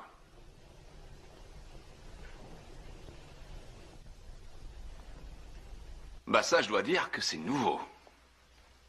Je crois que cette fois, j'aurais tout vu. Vous êtes tous prêts, avec vos gros cigares, à tuer délibérément une idée qui a rendu des millions de gens un peu plus heureux. Une idée qui en a fait venir ici des milliers en provenance de tout le pays, par le bus et par le train, certains à pied, d'autres en voiture. Tout ça pour pouvoir partager toutes leurs petites expériences personnelles. Écoutez, je ne suis qu'un bonnet, je le sais. Et je commence à comprendre des tas de choses. En fait, je sais comment vous fonctionnez. Si vous trouvez une idée décente, vous essayez de la salir, de la fausser, de la mocher, de la fourrer dans votre poche ou de la démolir. Vous êtes comme les chiens qui enterrent ce qu'ils ne peuvent pas manger. Mais c'est la seule bonne chose qui soit arrivée depuis longtemps. Les gens peuvent enfin découvrir qu'ils ont à leur côté d'excellents voisins. C'est aussi simple que ça. Et le jour où une chose pareille a une chance de se répandre et de toucher le dernier des hommes sur cette terre, vous parlez de l'écraser. Mais quand ce feu sera éteint, par quoi le remplacerez-vous? Plus de misère, plus de clochards, plus de haine. Comment empêcher que la même histoire recommence? Ça, personne ne le sait, justement. Et certainement pas vous avec vos stupides projets pour un ordre nouveau. Cette idée de John Doe propose une solution. C'est peut-être bien la seule chose capable de sauver cette saleté de monde. Et vous et votre bande de copains, vous voudriez la démolir, faute de vous en servir? Eh bien, vous n'avez qu'à essayer. Vous n'y arriverez jamais, même avec toutes vos stations de radio et tout votre pouvoir. Et peu importe que je sois un imposteur, c'est plus grand que toute votre ambition et c'est plus grand que tous les bracelets et les manteaux du monde. Oh, bien sûr que oui, John. Oui, et c'est ce que je vais maintenant dire à tous ces gens. Une petite minute, espèce de sale ingrat. Mon oncle a été trop bon. Appelez la police. Je vous avais prévenu d'aidez-vous jouer avec de la dynamite. Où a-t-il passé? Là-bas, il vient de partir. Il faudra allez me chercher la fille. Il va tous nous ruminer en quelque sorte. Je l'arrêterai net. Je me prépare à ça depuis longtemps. John! Oh, je vous en prie, John, écoutez-moi. Je vous en prie, je peux tout vous expliquer. Je ne savais pas ce qu'il faisait faire. Laissez-moi venir avec vous. Oh, je vous en prie. En avant, chauffeur, et faites vite. Laissez-moi vous expliquer, John, je vous en supplie. Laissez-moi venir avec vous, s'il vous plaît. John! Monsieur Barton voudrait vous voir. Ça suffit, monsieur le maire. Faites ce que je vous dis. Je veux le faire arrêter. Dites à la police de me retrouver Connell. La fille est ici. Accusez-le de ce que vous voulez. Libérez-le demain matin, mais gardez-le pour la nuit. Allô, le bulletin? Passez-moi l'ailleurs.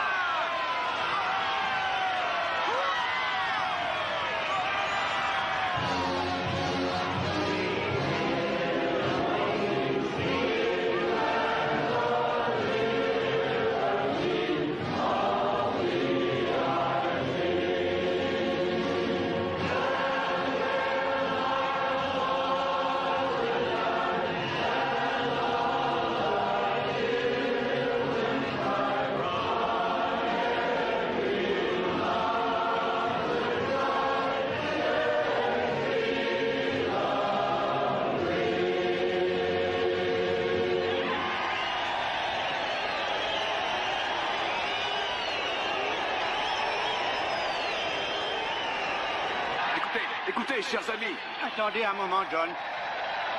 Il faut commencer par une courte prière. Silence, je vous prie. Bonsoir, très chers amis. Prions un moment tous ensemble en silence pour les John Doe du monde entier, dont un grand nombre sont sans abri et meurent de faim. Veuillez vous lever. Que tout le monde se lève.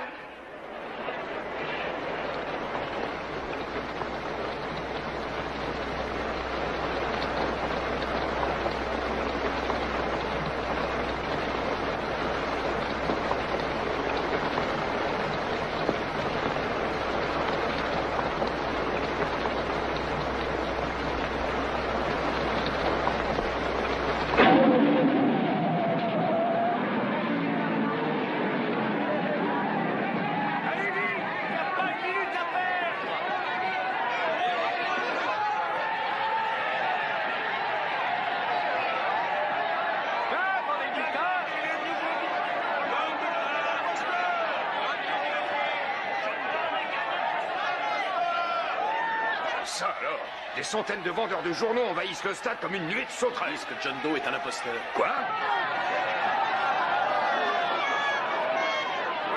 Ils disent que John Doe nous ment depuis toujours. John Doe est un imposteur! Quoi? Ils veulent même faire mener une enquête par la chambre de commerce? Alors j'y crois pas une minute. Oh, c'est probablement un canular. Un quoi? Un canular, un canular!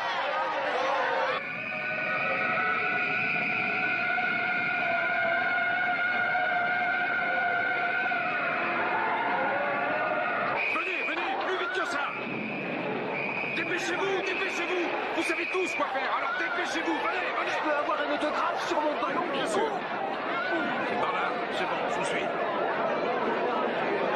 Allez, en avant. Dépêchez-vous, dépêchez-vous. Écoutez, les amis. C'est exactement ce que je suis venu vous dire ce soir. S'il vous plaît, si vous pouviez tous vous taire quelques minutes, je promets de tout vous expliquer. Comme vous le savez tous, ce journal est publié par un homme qui se nomme D.B. Norton. Reculez, reculez. Une minute, s'il vous plaît, une minute. Une minute, mesdames et messieurs. Je me nomme D.B. Norton. Vous me connaissez tous. Et j'accuse cet homme de vous avoir menti. Il nous a pris pour un tas de gogo et moi le premier, j'ai marché. J'ai dépensé une fortune pour sa campagne parce qu'il m'avait semblé qu'il défendait une juste cause. Chacun de vous le croyait. Je sais désormais que ce n'était qu'une minable arnaque montée par cet homme et deux de mes employés avec comme seul but de voler l'argent de tous les John Doe aux quatre coins du pays. Mentez! Non, je ne mens pas. Il faisait la quête pour s'en fourrer plein les poches. Vous trouverez tous les détails dans le bulletin.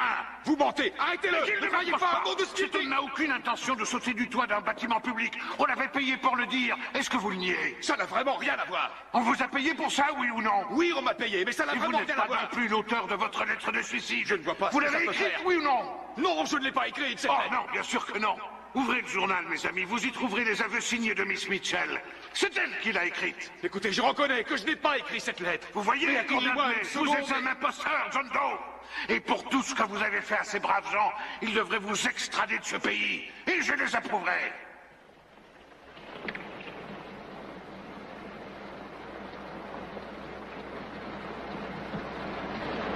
Parle, John, nous on te croit!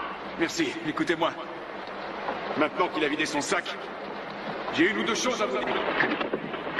Allez, vous autres, séparez-vous et dispersez cette foule, en avant! Navré, mais apparemment, nous n'entendons plus. Sûrement un problème avec les haut-parleurs. John Doe, imposteur! Ils ne m'entendent pas! Ça ne fonctionne pas. Attendez, les amis!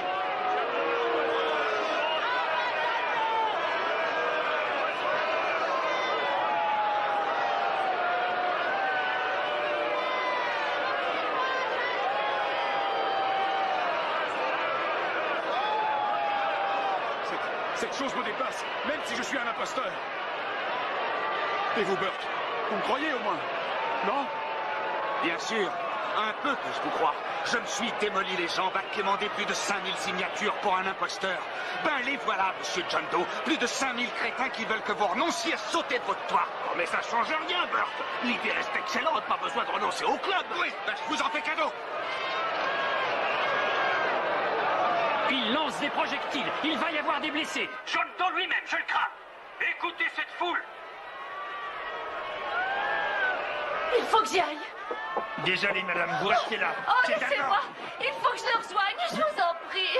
Il faut me libérer, il le crucifie, je sais qu'il a besoin de Désolé, moi. nous avons ordre de vous D'où retrouver. viennent vos ordres? Ils veulent se débarrasser de moi. ma chérie. Oh maman, ils ne veulent pas me laisser partir. Ils ne veulent pas me laisser partir. Écoutez-moi. Silence et écoutez-moi, je vous en prie. Va-t'en et retourne dans ta jungle, Clodo. Allez, achète tes escroqueries. Continuez, les clubs. À force de nous prendre pour des trucs, on s'est habitués.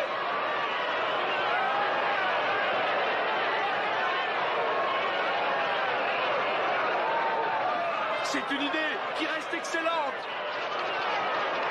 Faites-moi confiance. Ah oui, oui, donne-le-moi. Je sais que John Doe reste le seul espoir de l'Amérique.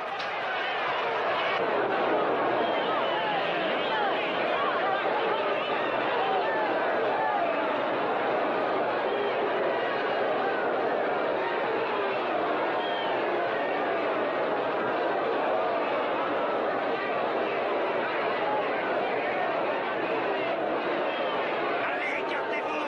Laissez passer, écartez-vous.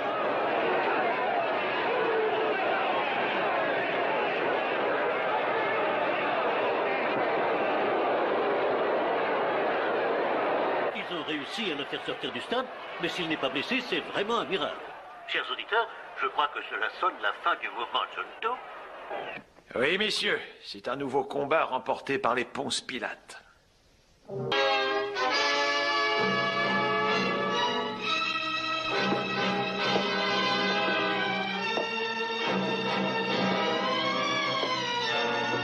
Menteur.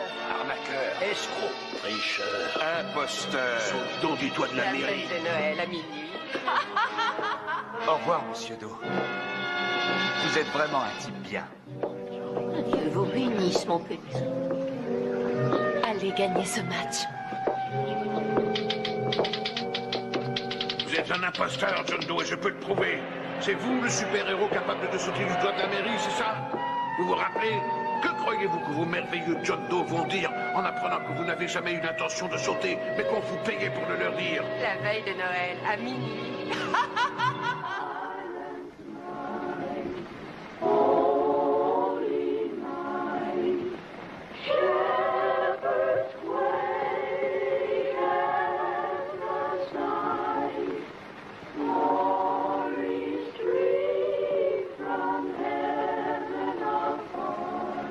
Joyeux Noël, monsieur.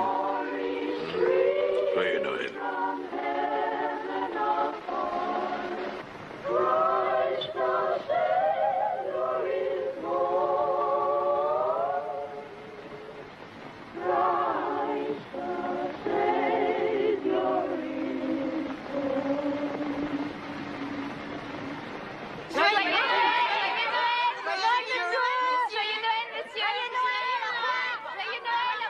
Qui donc?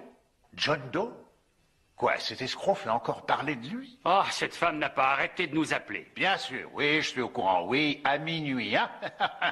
Bon, c'est d'accord, je vais faire mettre des filets en pagaille. Il se moque de moi.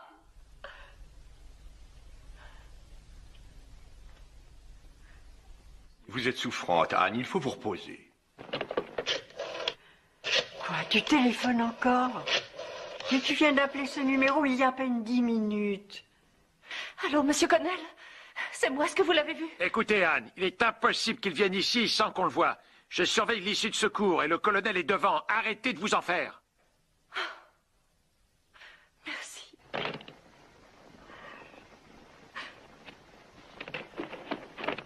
Anne! Anne, soyez raisonnable.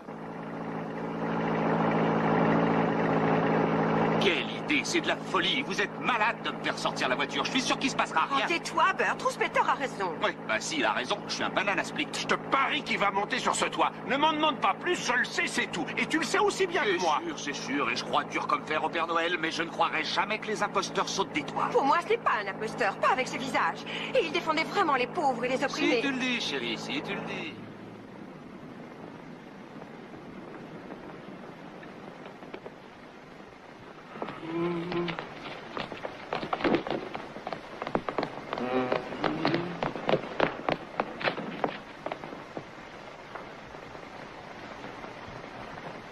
Ils ont bloqué les ascenseurs.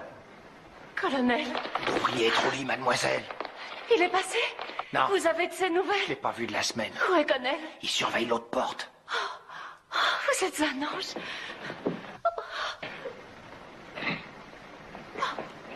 Non, c'est pas la peine de monter. Je suis ici depuis des heures. Il n'est pas là. Laissez-moi monter. Il y a 14 étages. Vous êtes complètement folle. Mais folle.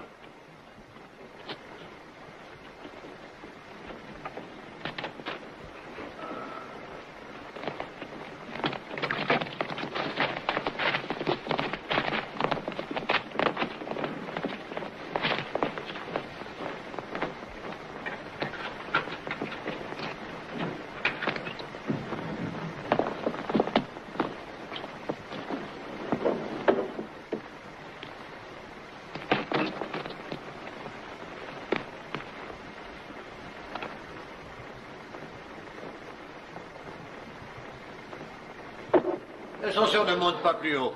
Il faut prendre l'escalier pour la terrasse.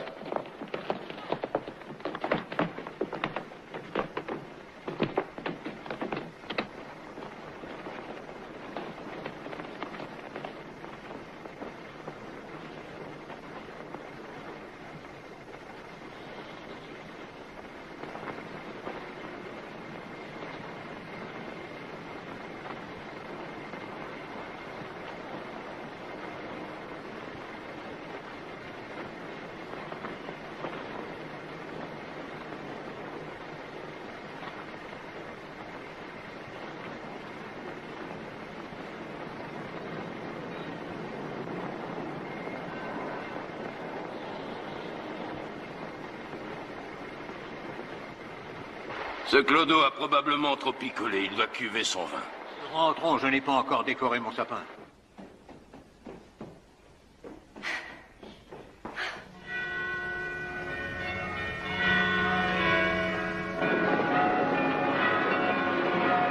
Bon, j'abandonne. Je ne sais pas d'où vous est venue l'idée que ce ringard tenterait une chose pareille.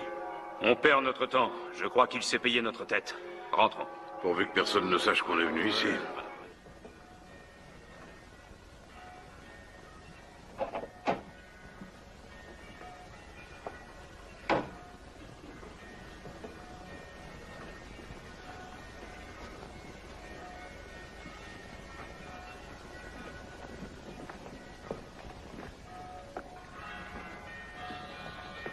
J'ai l'impression qu'il arrive.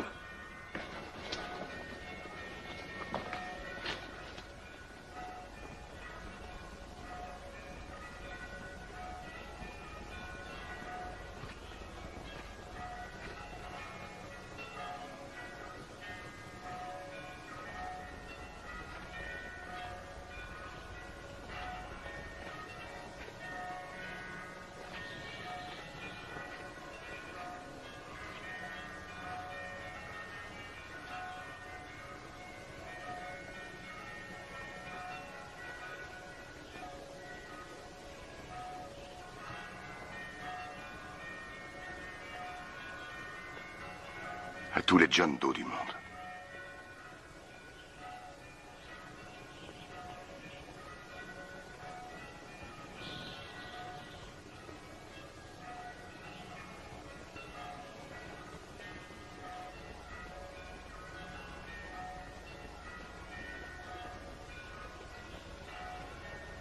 Il ne va quand même pas sauter.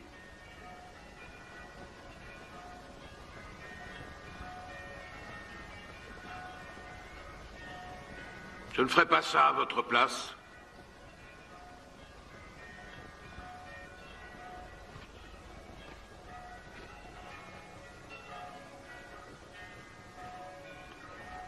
Ça ne servirait à rien. Le maire a appelé des policiers. Ils ont ordre de retirer toute trace d'identification sur votre cadavre. Et vous finiriez dans la fosse commune comme si vous n'aviez pas existé.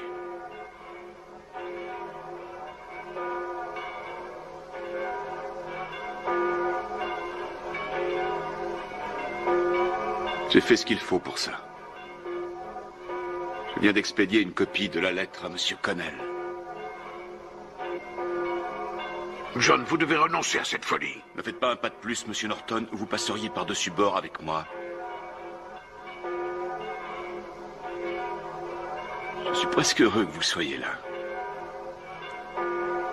Vous avez écrasé le mouvement de John Doe. Mais il renaîtra bientôt de ses cendres.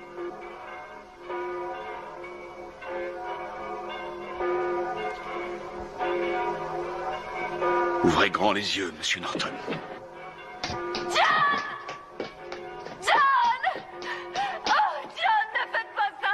Je ne vous laisserai pas, je vous aime, John! Je vous en prie, n'abandonnez pas.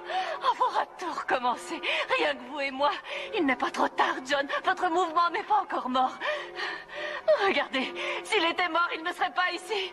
Il vit encore en eux, et c'est leur peur qui l'a maintenu en vie. C'est pour ça qu'ils sont venus. Oh, mon chéri, il fallait l'arrêter parce qu'il était malhonnête. Mais on peut le rendre décent. À nous deux, chérie. Il grandira, John. Il deviendra immense parce que cette fois, il sera honnête. Au lieu de vouloir mourir pour vos idées, vous devriez vivre pour elles. Je vous en prie, John. Je vous en supplie. Oh, mon Dieu, aidez-moi. John. Oh, regardez-moi. Vous ne voulez plus tricher, n'est-ce pas? Vous n'avez pas à vous suicider pour que votre idée survive. Parce qu'un homme est déjà mort pour ça. Le premier John Doe. Et grâce à lui, cette idée vit depuis 2 millénaires. Grâce à lui, elle vit toujours en eux. Et il la maintiendra en vie jusqu'à la fin des temps. Chaque fois que ces hommes écraseront un de ces mouvements, il en viendra un au monde. C'est pour ça qu'on fait sonner ces cloches. Elle nous supplie de ne pas abandonner, mais de nous battre et de gagner ce match. Oh, vous comprenez, mon chéri, ce n'est pas le moment d'abandonner. Vous êtes vivant, John. Nous... Oh, non. Non, John, si vous mourrez, je veux mourir aussi. Oh, je vous aime, je vous en prie, ne sautez pas.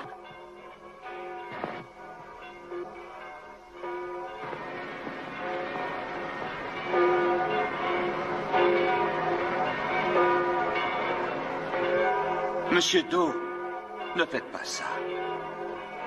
On est avec vous, Monsieur Doe. On a perdu la tête l'autre soir et on regrette vraiment Ce que Bert veut dire, c'est qu'on a besoin de vous, Monsieur Doe. Beaucoup d'entre nous n'ont pas cru cet homme. On avait l'intention de remettre en route les clubs, d'ailleurs, mais avec ou sans votre aide. Pas vrai, Bert? Et des tas de gens veulent faire pareil dans tout le pays. Monsieur Smithers a même reçu des nouvelles d'un cousin de Toledo. C'est vrai, Monsieur Doe. Sauf que ce serait plus facile avec vous. Je vous en prie. Je vous en prie, venez avec nous, Monsieur Doe.